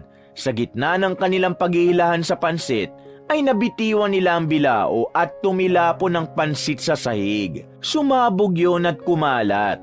Nanlaki ang mata ni Sonia sa nangyari at bigla itong nag-apoy sa galit. Kahit kailan ka talaga wala kang utak. Bulalas ni Sonya sabay hablot sa buhok ni Marian at pilit siya nitong iniyuko sa sahig. Inginudngod ni Sonya ang mukha ni Marian sa pansit na nagkalat sa sahig at wala na siyang nagawa para pigilan ito. Ma'am Sonya, tama na po! Sigaw ni Abigail. Mabilis itong lumapit upang awatin si Sonya, pero tinulak ito ni Sonya ng malakas, dahilan para mapaupo si Abigail sa sahig. Habang umiiyak si Marian ay tumayo si Sonya at matalim ang mga mata nitong dinuro siya. Maghanda ka, Marian. Sisiguruhin kong bilang na ang araw mo sa ospital na ito. Pagbabanta nito bago lumabas ng locker area. Agad na lumapit si Abigail kay Marian at inalalayan siya nito upang tumayo. Marian, ayos ka lang ba? Nag-aalalang tanong nito. Hindi sumagot si Marian. Tuloy-tuloy ang agos ng luha sa kanyang mga mata. Mahigpit siyang niyakap ni Abigail at sinubukan siya nitong pakalmahin. Halos lamunin na ng lupa si Marian sa labis na kahihiyan ng sandaling yun habang tinitingnan niya ang ibang nurse na nakatingin sa kanya. Kumala si Marian sa yakap ni Abigail at mabilis siyang tumakbo palabas ng locker area. Nilagpasan niya ang ibang nurse na nagpipigil ng tawa. Marian, sandali lang! Tawag ni Abigail pero hindi pinakinggan ni Marian ang kanyang kaibigan. Patuloy lang sa pagtakbo si Marian. Marian, hintayin mo ako! Habol ni Abigail ngunit hindi huminto si Marian. Tuloy-tuloy si Marian sa pagtakbo hanggang sa makarating siya sa labas ng fire exit. Doon niya tuluyang pinakawala ng bigat sa kanyang dibdib. Kumawala mula sa kanyang malalakas na hagulgol habang walang patid pa rin ang kanyang luha. Ilang sandali lang ay dumating na si Abigail. Lumapit ito at hinaplos ang likod ni Marian. Marian, tahan na. Pabulong na wika ni Abigail. Patuloy ang pag-iyak ni Marian at halos hindi na siya makapagsalita. Bakit? Bakit ganun na lang siya magalit sa akin? Ano bang kasalanan ko sa kanya? Himutok niya. Hindi ko rin alam, Marian. Pero hindi mo deserve ang ganito. Hindi tama ang ginagawa niya sa'yo. Tura ni Abigail. Huminga ng malalim si Marian. Ngunit hindi tumigil ang kanyang paghikbi. Hirap na nga ako sa bahay, Abigail. Hindi ba pwedeng kahit dito sa trabaho? Kahit dito lang maayos ang lahat. Bakit kahit saan ako pumunta, puro paghihirap ang nararanasan ko? Ano bang malaking kasalanan ang nagawa ko at pinarurusaan ako ng Diyos? Sa pagkakataon na yon ay hindi na napigilan ni Marian ang maghinanakit. Marian, naiintindihan kita. Pero alam mo, hindi ka nag-iisa. Nandito ako. Kahit anong mangyari, kakampi mo ko. Kung pwede nga lang sa bunutan ng Sonya na yun, ginawa ko na. Sambit ni Abigail na may kasamang inis sa huling pangungusap na binitiwan nito. Nag-angat ng tingin si Marian kay Abigail. Hindi ko na kaya, Abigail. Parang gusto ko na lang sumuko. Nangihina niyang wika. Huwag, Marian. Huwag kang sumuko. Hindi ang kagaya ni Sonya magpapatumba sa'yo. Tandaan mo, hindi man nila makita ngayon, pero may dahilan kung bakit nandito ka. Pagpapalakas ni Abigail sa loob niya. Unti-unting kumalma ang pag-iyak ni Marian. Bagamat nananatiling namumugto ang kanya mga mata, mahina siyang tumango at pilit hinanap ang lakas mula sa mga salitang binitiwan ni Abigail. Tama ka, Abigail. Pagsubok lang ito. Hindi ako dapat sumuko. Kapag sumuko ako, hindi lang ako maapektuhan kundi pati na ang mga pangarap ko para sa sarili ko at sa pamilya ko. Kahit nangihina pa rin ay pilit pa rin nagpakatatag si Marian. Ayan, ganyan nga. Laban lang sa life. Masayang sabi ni Abigail.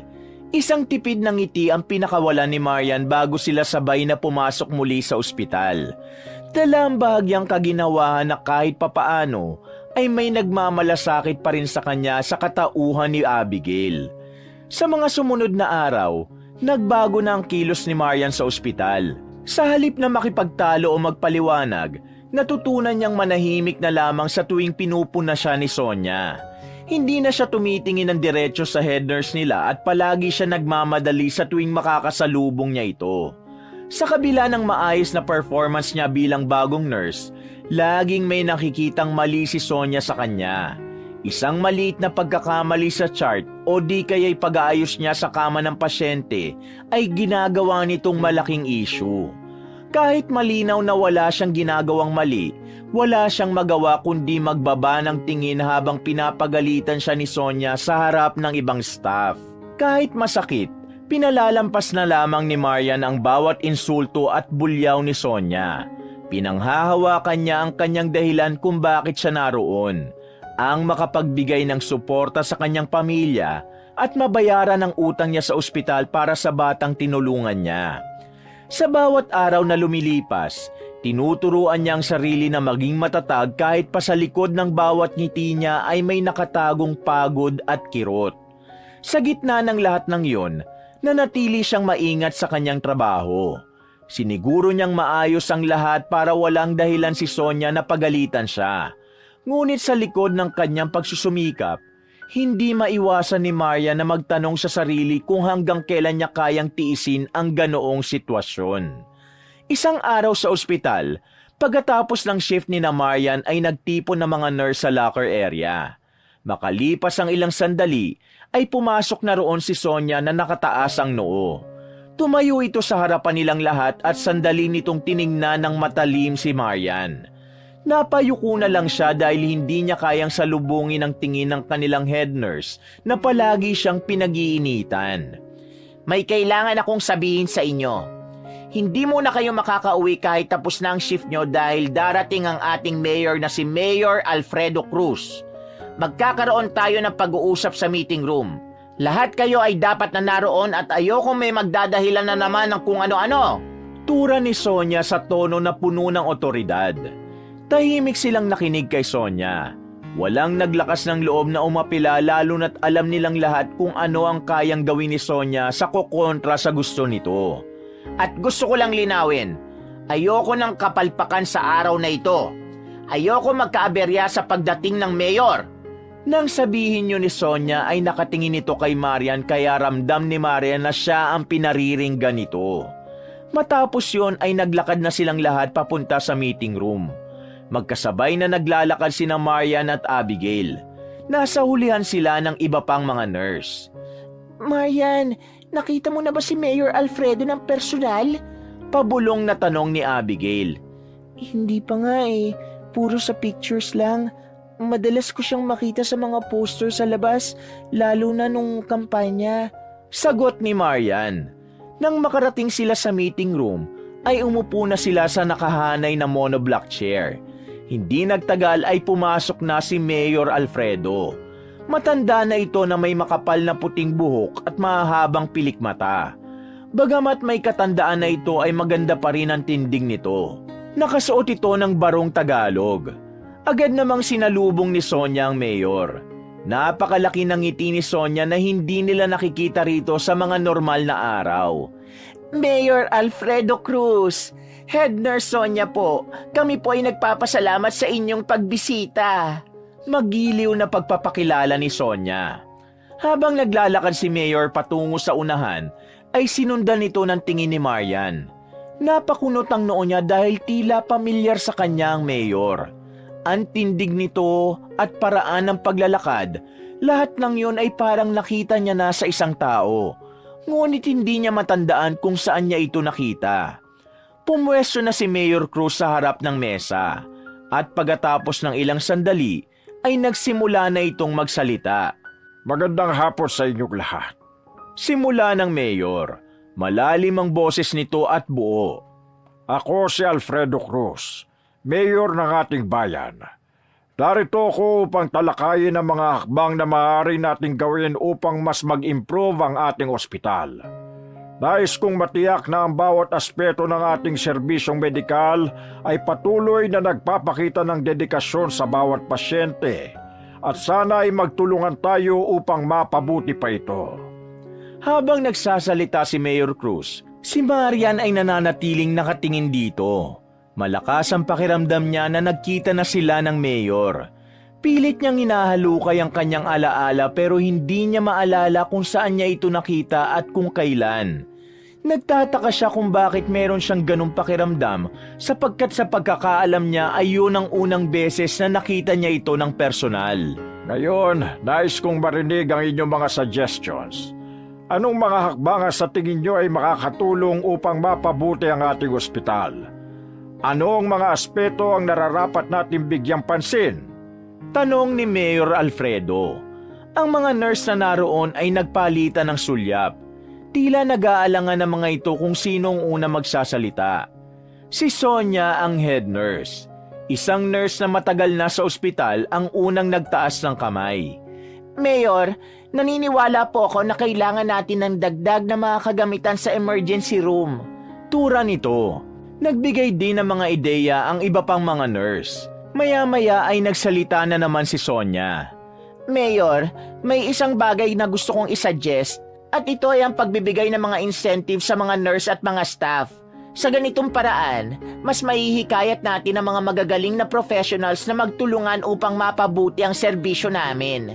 Ngumiti pa si Sonia matapos magsalita na parang pakiramdam nito ay napakaganda ng sinabi niya. Sa pagkakataon na yon, naglakas ng loob si Marian na itaas ang kanyang kamay upang magsalita. Tumango si Mayor Alfredo sa kanya kaya agad siyang tumayo. Kahit hindi siya sanay na magsalita sa maraming tao, pinaglabanan niya ang kanyang takot at pagiging mahiyain. Ngunit bago pa niya ibuka ang bibig niya ay inunahan na siya ni Sonia. Mayor, wag na natin pagsalitain si Nurse Marian. Sa totoo lang, isa siya sa mga pasaway at palpak na nurse dito. Kung aaprubahan niyo ang aking suggestion, sigurado ako na isa siya sa mga hindi makikinabang dahil hindi siya nabibilang sa mahuhusay na nurse namin. Natatawang tura ni Sonia. Hayaan natin siya magsalita, Sonia. Lahat ay may karapatang magbigay ng suggestion. Sige na, Nurse Marian, magsalita ka na. Mahinahong wika ni Mayor Alfredo. Huminga muna ng malalim si Marian bago magsalita. Sa palagay ko po, Mayor, mas mainam na mag-focus tayo sa pagbibigay ng atensyon sa mga mahihirap na hindi kaya magpa-ospital. Marami pong tao ang nagkakasakit ngunit hindi nila kaya magbayad sa ospital. Kaya't kadalasan, nagdadalawang isip silang magpunta rito dahil sa takot na magkautang o mawala ng pera. Mas magandang maglaan tayo ng pondo para sa kanila. Nahihiyang sabi ni Marian. Pasensya na, Mayor, pero yang si Marian ay bago pa lang dito at wala siyang alam sa totoong problema ng ospital. Ang boses ni Sonia ay may halong pangiinsulto na parang sinabi nito na hindi dapat bigyan ng pansin ang sinabi ni Marian. Sa tingin ko ay maganda ang suggestion ni Nurse Marian, Sonia. Ramdam ko ang malasakit niya sa mga mahihirap. Wala namang masama na magbigay ng atensyon sa mga kababayan natin na higit na nangangailangan. Tura ni Mayor Alfredo. Muli itong tumingin kay Marian at nagpatuloy sa pagsasalita. Nurse Marian, nararamdaman ko na parang personal sa iyong suggestion mo. Pwede mo bang ipaliwanag sa amin kung bakit siya lang naisip mo? Opo, Mayor. Nung isang linggo po, may isang matandang pulubi po na dinalang apo nito rito sa ospital. Pero dahil wala silang pambayad, hindi nila kaya magpa-ospital. Hindi po namin sila matanggap sa kabila ng pagnanais ng staff na matulungan sila. Masakit pong isipin na maraming kagaya ng matandang pulubi na yon at apo niya dito sa ating lugar. Tugon ni Marian. Ang bawat salita ni Marian ay tumago sa puso ng mga naroroon.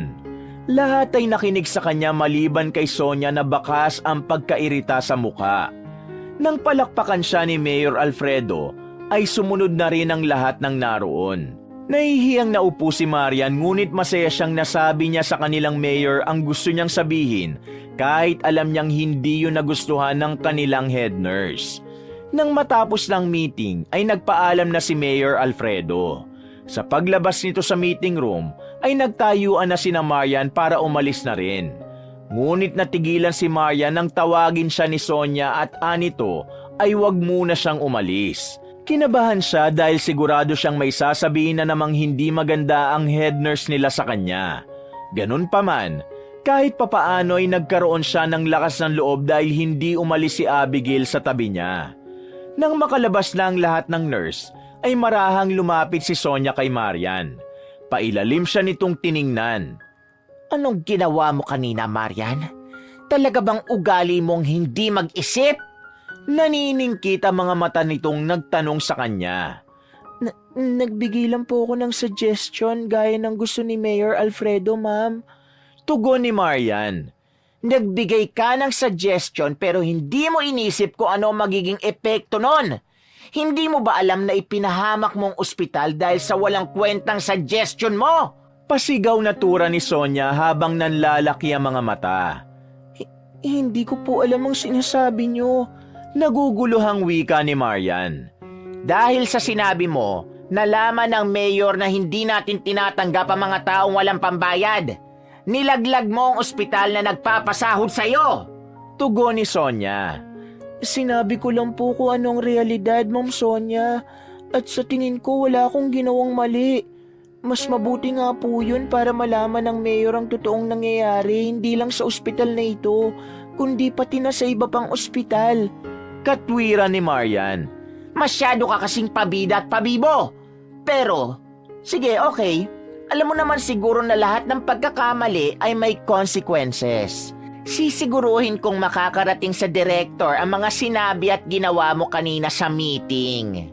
Isang mataray ng ngiti ang pinakawala ni Sonia bago ito naglakad palabas ng meeting room. Nanatiling nakatayo si Marian habang nanginginig ang buo niyang katawan. Hinaplos ni Abigail ang likod niya. Tama lang ang ginawa mo, Marian. Napahiya lang kasi kaninang Sonia na yon, kaya galit na siya sa'yo. Palibasa yung suggestion niya, siguradong isa siya sa makikinabang. Wala siyang malasakit sa mga totoong nangangailangan. Pagpapakalma ni Abigail kay Marian. Pero sigurado kung may mga mangyayari pagkatapos ng sinabi ko. Baka mawalan ako ng trabaho, Abi. May takot na sabi ni Marian. Huwag ka maniwala kay Sonia. Kahit magsumbong pa siya sa direktor, sigurado ko na ikaw pa rin ang kakampihan nila. Baka nga si Sonia pa ang matanggal kasi power tripping siya palagi, porket mas mataas ang posisyon niya kaysa sa atin. May halong gigil na wika ni Abigail. Pilit na kinalma ni Marian ang sarili. Hindi niya alam kung dapat ba siya magsisi sa sinabi niya kanina dahil napagtanto niya na meron yung magiging kapalit at yun ay ang posibilidad na mawalan siya ng trabaho. Sa mga sumunod na araw, pakiramdam ni Marian ay palaging may nakabuntot na kaba at takot sa kanya dahil sa banta ni Sonia. Bagamat alam niyang tama ang ginawa at sinabi niya kay Mayor Alfredo, ay hindi pa rin niya maiwasang matakot na baka yun ang maging dahilan ng pagkawala niya sa trabaho. Ngunit sa kabila ng lahat ng yun, ay hindi sumuko si Marian. Patuloy siyang nagtrabaho at ipinakita niya sa lahat na karapat-dapat siyang manatili sa ospital na yon bilang isang nurse.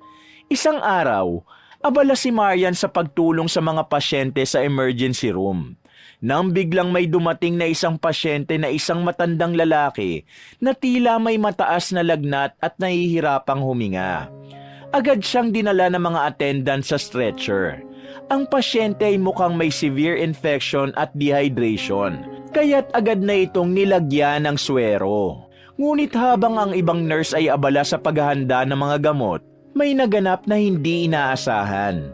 Ang isang nurse na hindi pa sanay sa pagbibigay ng mga gamot ay nagkamali ng pagbigay ng gamot na hindi akma para sa kondisyon ng pasyente. Dahil sa maling gamot, ang kondisyon ng pasyente ay mabilis na lumala. Ang pasyente ay nagsimulang mag-seizure. Ang mga nurse at doktor ay nagtakbuhan para tugunan ang mabilis na pagbabago sa kalagayan ng pasyente. Ngunit sa gitna ng lahat ng yon, ang mata ni Marian ay mabilis na tumutok sa tumataas na vital signs ng pasyente. Kaagad niyang napansin ang epekto ng maling gamot at ang posibleng panganib na dulot nito. Agad na tumakbo si Marian sa stockroom kung saan nakalagay ang mga gamot at isang gamot ang kinuha niya. Bumalik siya sa matandang lalaki kung saan nagkakagulo na ang mga nurse na naroon. Kumuha siya ng isang syringe at inilagay doon ang gamot na alam niyang magsisilbing antidote na tutulong upang mapigilan ang reaksyon mula sa maling gamot na naiturok sa matandang lalaki. Ngunit nang ituturok na niya yon, ay biglang dumating si Sonia at pinigilan ang gagawin ni Marian. Marian, anong ginagawa mo? Itigil mo yan! Hindi mo alam ang ginagawa mo! Sigaw ni Sonia. Ngunit hindi nagpapigil si Marian at tinuloy niya ang pagturok ng gamot sa pasyente. Matapos ang ilang minutong tensyon, unti-unting bumalik sa normal ang vital signs ng pasyente. Ang mga doktor at nurse ay nagpasalamat sa ginawa ni Marian. Nagulat ang lahat nang biglang lumapit si Mayor Alfredo kay Marian na naroon pala sa ospital ng sandaling yun. Mahusay ang ginawa mo, Nurse Marian. Nakita ko ang bilis mo mag-isip at hindi ka nagpadala sa sitwasyon kanina. Sana ay dumami pa mga nurse na kagaya mo. Puri ni Mayor Alfredo kay Marian. Maraming salamat po, Mayor. Ginawa ko lang naman po ang trabaho ko. Nahihiyang wika ni Marian. Ngunit sa kabila ng kasiyahan ng lahat ng naroon, ay may isang tao ang hindi masaya sa ginawa ni Marian. Napansin niya na nakasimangon si Sonia sa kanya habang matalim ang mga mata nitong nakatingin sa kanya. Hindi na lang niya pinansin ang kanilang head nurse dahil ang mas inisip niya ay nakapagligtas na naman siya ng buhay. Matapos ang pangyayaring yon, ay agad na bumalik si Marian sa pagtatrabaho. Nang matapos na niyang i-check ang mga pasyente sa ward, ay nagulat siya nang biglang lumapit si Abigail sa kanya. Marian, pinapatawag ka ni Doktora Vicky sa opisina niya. Tura ni Abigail. Si Doktora Vicky ay ang director kung saan nagtatrabaho si Marian. Bakit daw? Kinakabahang tanong ni Marian. Hindi rin sinabi sa akin eh. Tugon ni Abigail. Diyos ko, hindi kaya isinumbong na ako ni Ma'am Sonia tungkol dun sa sinabi ko nung meeting natin kasama si Mayor Alfredo? Nangangatal na tanong ni Marian. Ano ka ba? Huwag ka mag-isip ng nega. Basta pumunta ka na lang dun ngayon para malaman mong sagot sa tanong mo. Sambit ni Abigail. Nagsimula nang maglakad si Marian patungo sa elevator. Habang sakay siya noon papunta sa ikapitong palapag, ay mas lumakas ang kabog ng dibdib niya. Nang bumukas na ang pinto ng elevator, ay may pag-aalinlangan na naglakad si Marian papunta sa opisina ng direktor. Nang nasa harap na siya ng pinto ng opisina ng direktor, ay marahan siyang kumatok bago niya binuksan ang pinto. Ang unang napansin ni Marian sa pagpasok niya ay hindi lamang si Doktora Vicky ang naroon, kundi maging si Mayor Alfredo Cruz. Magandang hapon po. Magalang ngunit kinakabahan na bati ni Marian. Maupo ka, Marian. Anyaya ni Doktora Vicky. Agad na tumalima si Marian. Umupo siya sa nag-iisang bakanting upuan na nasa harapan ng table ni Doktora Vicky. Sa kabilang upuan ay naroon si Mayor Alfredo. Marian, maganda ang iyong ginawa kanina. Salamat sa malasakit na ipinakita mo sa pasyente. Nagparating na rin ng pasasalamat ang pamilya ng pasyente. Tura ni Doktora Vicky. Natulala si Marian. Pakiramdam niya ay nabunutan siya ng tinik sa lalamunan dahil ang akala niya ay aalisin na siya sa ospital na yon dahil nagsumbong si Sonia. Tama si Director Vicky. Ang ginawa mo kanina ay matatawag na isang kabayanihan, Marian. Kaya tanggapin mo ito. Sambit ni Mayor Alfred at inabot nito ang isang sobre kay Marian. Ano po yan, Mayor? May pagtatakang tanong ni Marian. Ngumiti si Mayor Alfredo. Kaunting halaga ng pera bilang pabuya sa ginawa mo kanina. Tugon ng Mayor. Mabilis na umiling si Marian. Pero Mayor, hindi ko po kailangan ng pabuya.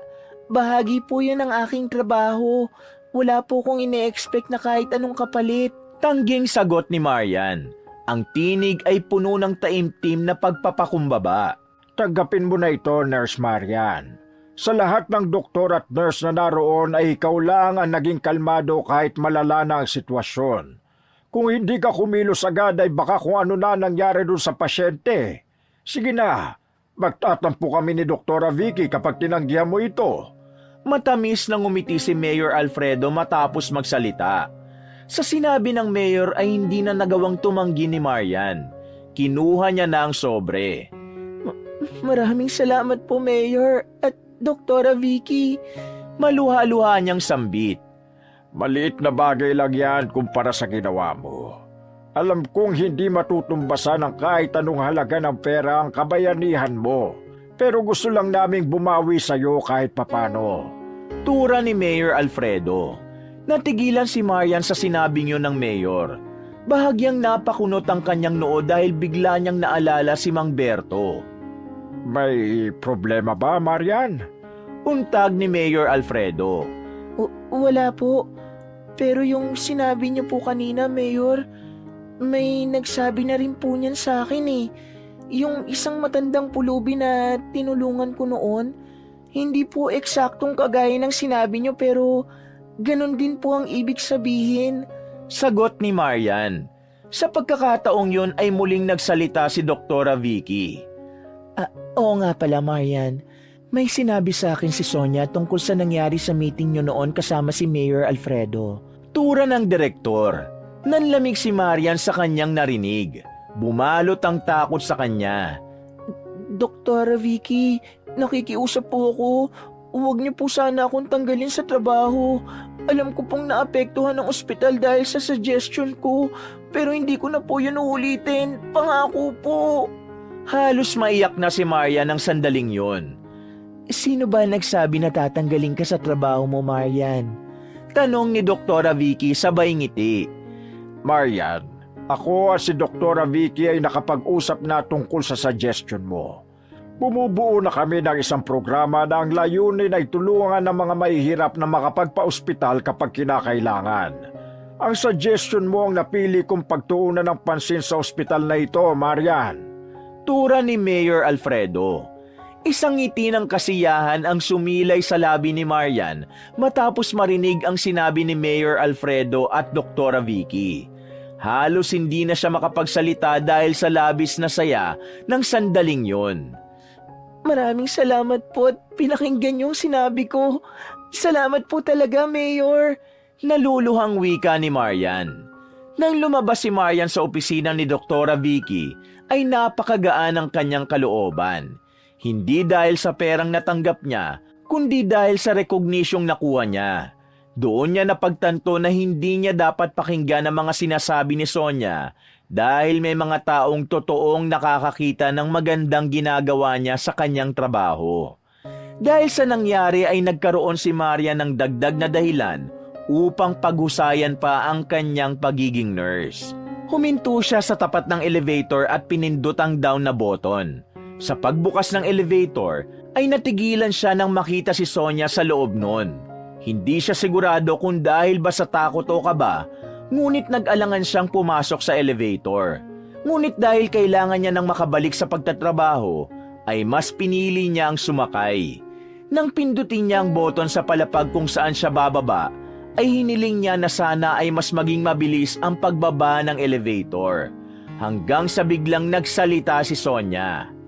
Alam ko kung bakit ka pinatawag ni Doktora Vicky sa opisina niya. Alam kong nauto mo sina Mayor at Doktora Vicky sa pagiging anghel-anghelan mo. Pero ibahin mo ako, Marian. Hindi mo ko madadala sa pagpapanggap mo. May hinahon ngunit mariin na wika ni Sonia. Pinili ni Marian na wag sagutin si Sonia sa pagkakataong yon. Ginawa niya ang payo ni Abigail na ipasok sa isang tenga at ilabas sa kabila ang lahat ng sasabihin nito. Pero kahit hindi na siya nagsalita, ay nagpatuloy pa rin si Sonia. Gagawin ko ang lahat para matanggal ka rito, Marian. Hindi mo alam kung gaano kalalim ang mga koneksyon ko. Hindi ka magtatagal sa ospital na ito at sisiguruhin kung wala ng ospital ang tatanggap pa sa'yo. May himig ng pagbabanta na tura ni Sonia. Napapitlag si Maria nang biglang bumukas ang elevator at lumabas na si Sonia. Habang sumasara ang pinto ng elevator, nag-iwan pa si Sonia ng matalim na tingin sa kanya na nagbigay sa kanya ng matinding takot. Habang bumababa ang elevator, paulit-ulit niyang tinatanong ang sarili kung bakit gano'n na lang kalaki ang galit ni Sonia sa kanya. Gayong wala siyang natatandaang may nagawa siyang masama rito. Sa paglipas ng mga araw, nangingibabaw kay Maria ng takot na dulot ng mga banta ni Sonia. Hindi man niya ito lubusang kilala, natakot siya sa maaari at kaya nitong gawin para mapatalsik siya sa ospital at hindi na makapagtrabaho bilang nurse kahit kailan. Isang araw, Nang pumasok si Marian sa ospital, isang kakaibang eksena ang nakita niya sa locker area. Nakatipon doon ang mga nurse na kasama niya sa duty. Naroon din si Doktora Vicky at isang lalaking nurse na hindi niya kilala. Kumpleto na ba kayo? Tanong ni Doktora Vicky. Sabay-sabay na sumagot ang mga nurse ng oo. Nandito ko dahil meron akong ipapakilalang bagong kasamahan sa inyo. Ito si Nurse David. Siya ang magiging bagong head nurse nyo simula ngayon. Tura ni Doktora Vicky. Nagulat si Marian, pati na rin ang iba pang mga nurse. Alam ni Marian na lahat sila ay nagtataka kung bakit bigla na lang pinalitan si Sonia. Maya-maya ay nagtaas ng kamay si Abigail. Yes, Abigail. Sambit ni Doktora Vicky. I have a question lang po. Bakit hindi na po si Ma'am Sonia ang head nurse namin? Tanong ni Abigail. Ang dahilan kung bakit hindi na si Sonia magiging head nurse nyo ay isang confidential na usapin. Hindi ko kayang ipaliwanag sa ngayon, ngunit nais ko lang kayong bigyan ng katiyakan na ito ay para sa ikabubuti ng ospital. Sagot ni Doktora Vicky at hindi na ito nagbigay ng karagdagang detalye.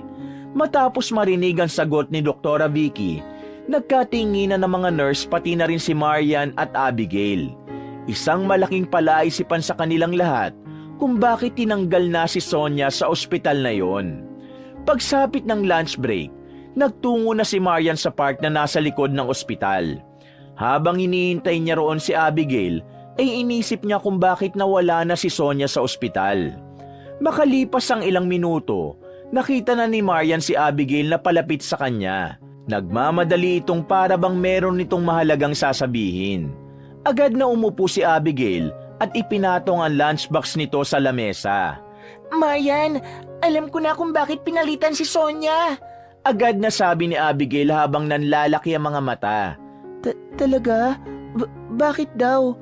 Curious na tanong ni Marian. Pinatalsik siya dito sa ospital kasi nahuli siyang nagnanakaw ng mga gamot. Tapos binibenta pa raw ni Sonia yung mga ninanakaw niya. Diba? Akala mo kung sinong tagapagmana ng ospital kung umasta. Tapos magnanakaw naman pala. Tugon ni Abigail. Sigurado ka ba? Baka naman chismis lang yan.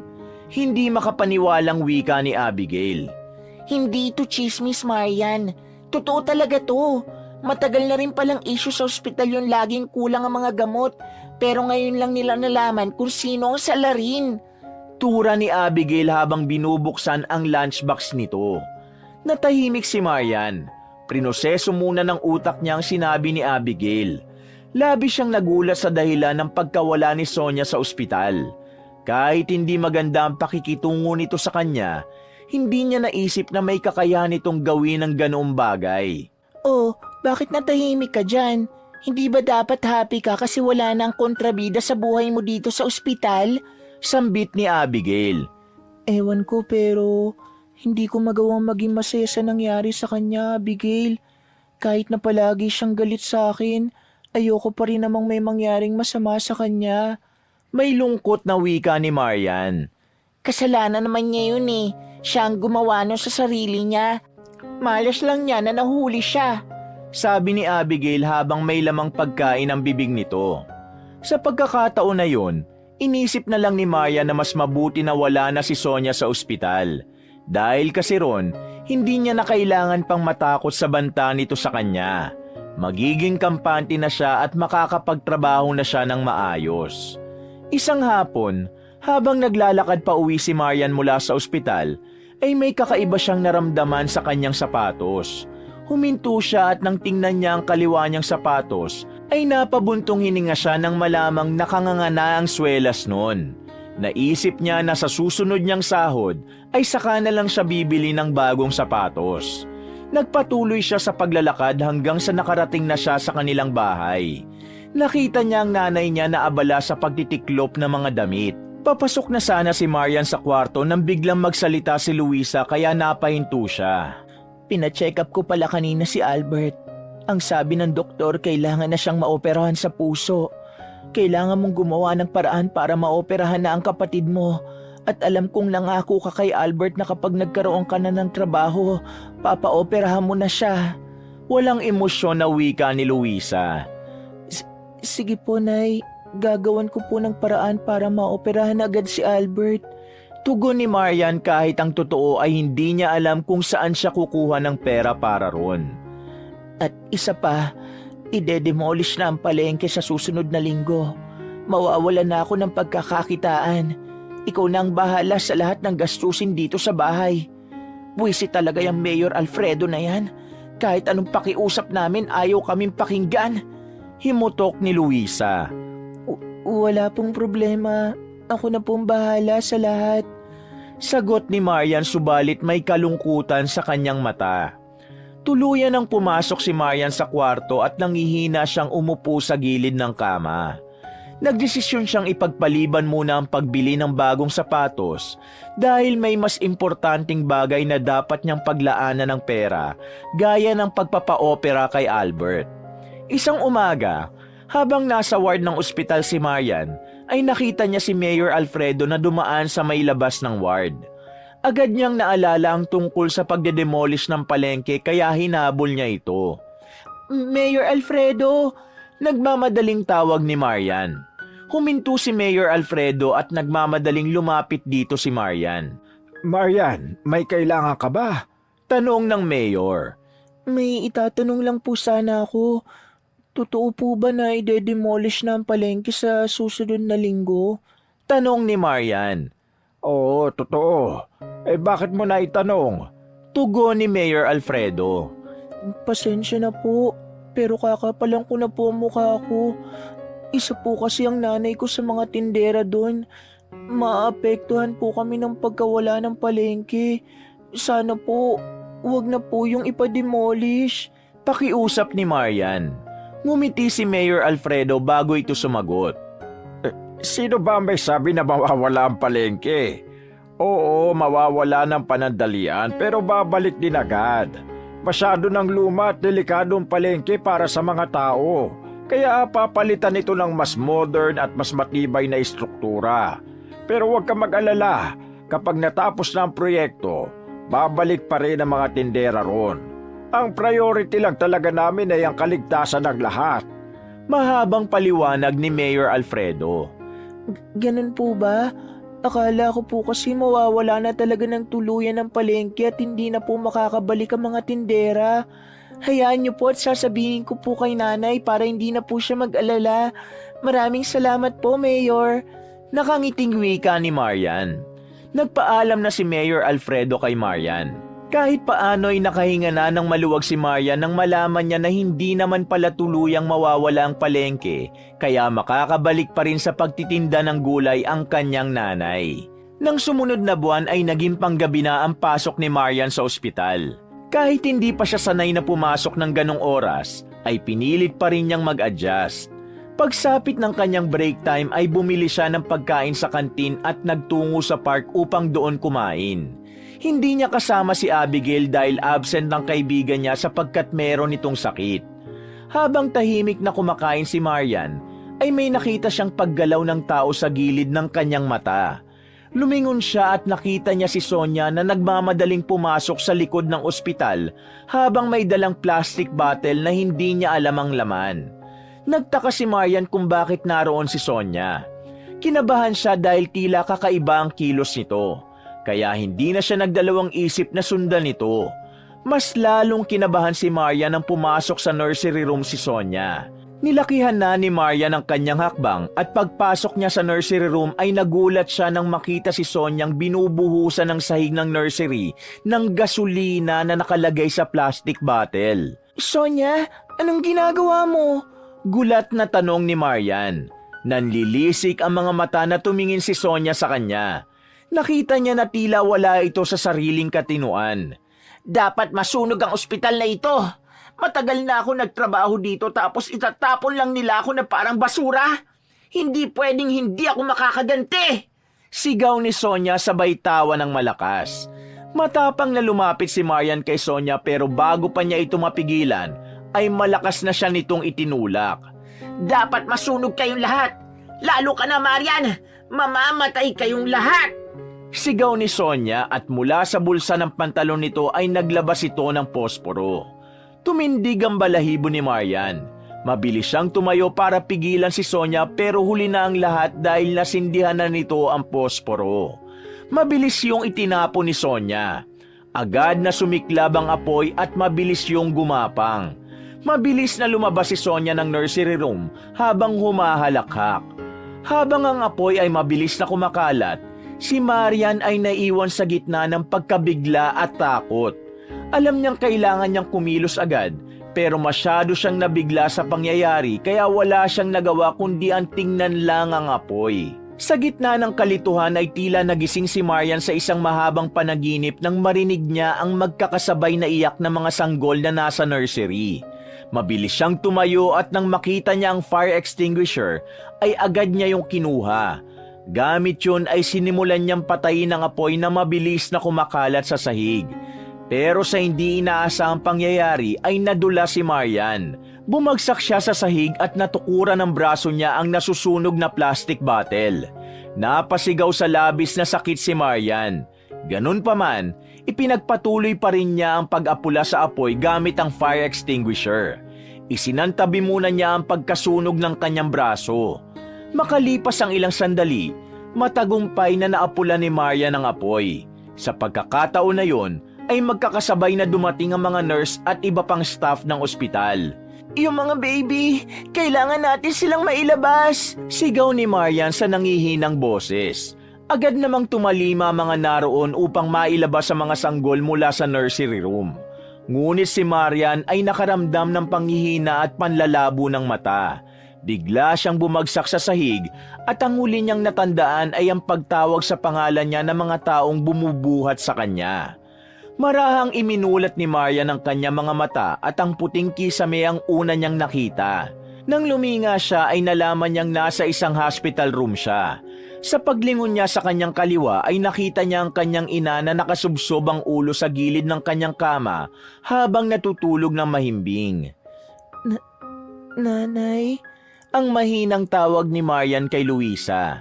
Nagising si Luisa at ang mukha nito ay agad na napuno ng kasiyahan at pagkabahala. Marian, salamat sa Diyos, gising ka na. Kumusta na ang pakiramdam mo? Nag-aalalang tura ni Luisa. Okay na po ako. Yung mga baby sa nursery room, alam niyo po ba nangyari sa kanila? Tanong ni Marian. Sa pagkakaalam ko ay okay silang lahat. Pero Marian, gusto kong humingi ng tawad sa lahat ng hindi magandang nagawa ko sa iyo. Patawarin mo ko, anak. Kung hindi pa ito nangyari at naisip ko na baka mawala ka, ay hindi ko pa maiisip na napakahalaga mo sa amin. Patawarin mo ko, Marian. Nagsisisi na ako. Hindi na napigilan ni Luisa ang mapahagulgol ng iyak. Masaya po ako na may na-realize po kayo sa nangyari, Nay. Huwag po kayo mag-alala. Pwede po tayong magsimula ulit. Naluluhang tugon ni Marian. Habang nag-uusap silang mag-ina ay pumasok si Doktora Vicky sa silid upang kumustahin si Marian. Marian, kumusta na ang pakiramdam mo? Tanong ni Doktora Vicky. Okay na po ako. Maraming salamat po. Sagot ni Marian sabay ngiti. Kami ang dapat magpasalamat sa iyo, Marian. Kung hindi dahil sa iyo ay baka nasunog na itong buong ospital. Oo nga pala, papunta si Mayor Alfredo ngayon dito upang personal kang makausap. Tura ni Doktora Vicky. Bago pa man makapagsalita si Marian ay napansin niyang may pumasok sa kwarto at nagulat siya nang malaman na si Mang Berto yun. Tumayo ito sa kanan niya at ngumiti ng matamis sa kanya. Mang Berto, ano pong ginagawa niyo rito? Nagtataka ngunit masayang tanong ni Marian. Dahil oras na para malaman mo ang totoo, Marian. Tugon ni Mang Berto. Inalis ni Mang Berto ang suot nitong bucket hat.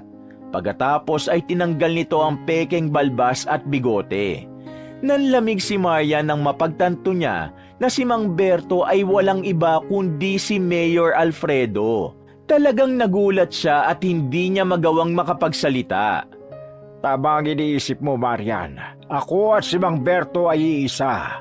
Ang totoo ay nakipagsabuatan ako kay Doktora Vicky upang personal kong makita ang tunay na kalagayan ng ospital na ito, lalo na ang kalagayan ng mga taong walang kakayahang magbayad para magpagamot.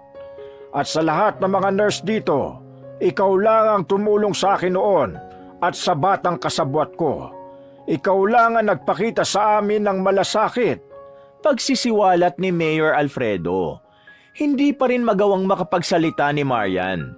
Pakiramdam niya ay nananaginip siya ng sandaling yon. Nagpatuloy si Mayor Alfredo sa pagsasalita. Maraming beses mo ring ipinakita ang kabutihan at malasakit mo, Marian. Lalo na sa nangyaring sunog kagabi. Isang kabayanihan na naman ang pinamalas mo. Maraming salamat sa iyo. Napakapalad ng iyong ina at meron siyang anak na kagaya mo. Tumingin si Mayor Alfredo kay Luisa at ngumiti. Tuluyan ang bumagsak ang luha ni Marian dahil sa labis na kaligayahan sa papuring narinig niya. Marian, hindi pwedeng hindi ka rin namin tulungan. Gaya ng sinabi ko sa iyo nung nasa katauhan ako ni Mang Berto, ibabalik ng Diyos sa iyo ang kabutihan na ginagawa mo. Pagpapatuloy ni Mayor Alfredo. Mayor, hindi ko po kailangan ng kahit ano. Gaya po ng palagi kong sinasabi, ginagawa ko lang po ang aking trabaho. Tura ni Marian sa pagitan ng pagluha. Alam ko, Marian, pero iba ka sa mga nurse na nandito. Kaya hayaan mo na bigyan ka namin ng biyaya upang kahit papano ay maging magaan ang buhay mo at ng iyong pamilya. Sabi ni Mayor Alfredo. Ngumiti si Marian habang walang patid ang luha sa kanyang mga mata. Sa kabila ng hindi magandang pangyayari nung nakaraang gabi, masasabi niya na ang pangyayaring yun ay nagbigay ng daan upang magkaayos sila ng kanyang ina at mapatunayan niya sa kanyang sariling kahit may ilang taong mababa ang tingin sa kanya gaya ni Sonia, ay meron pa ring mga taong nakakakita ng magagandang bagay na kanyang ginagawa. Makalipas ang ilang araw, naiulat na nahuli na ng mga pulis si Sonia. Dinala ito sa isang mental facility dahil sa kalagayan nito. Habang si Maria naman ay naging sunod-sunod ang mga biyaya na dumating. Na-promote siya bilang assistant head nurse. Ang kanyang dedikasyon at malasakit sa mga pasyente ay napansin at pinahalagahan ng pamunuan ng ospital na labis niyang ikinatuwa. Natuloy na rin at naging matagumpay ang operasyon sa kapatid ni Maria na si Albert sa tulong ni Mayor Alfredo at Doktora Vicky. Ngunit higit sa lahat, ang pinakamahalagang pagbabago sa buhay ni Marian ay ang pagkakaroon nila ng magandang relasyon ng kanyang ina. Tuluyan ang pinatawad ni Marian ng kanyang ina dahil mas naging importante para sa kanya ang makapagsimula sila ng panibagong buhay. Sa lahat ng nangyari, natutunan ni Marian na ang tunay na halaga ng buhay ay hindi nakasalalay sa kung gaano karami ang material na bagay na meron ng isang tao. Ang pagiging mabuti sa iba, anuman ang estado ng kanilang buhay, ay isang bagay na patuloy na ginagawa ni Marian. Patuloy niyang tinitingnan ang lahat ng tao ng may pagkakapantay-pantay, mayaman man ito o mahirap. Ang lahat ng pagsubok na pinagdaanan ni Marian ay nagbukas sa kanya ng mga pinto ng napakaraming oportunidad, hindi lamang para sa kanyang sarili, kundi para na rin sa kanyang pamilya. Palagi niyang hinaharap ang bawat hamon at pagsubok ng may tapang at malasakit sa kanyang puso. Wakas!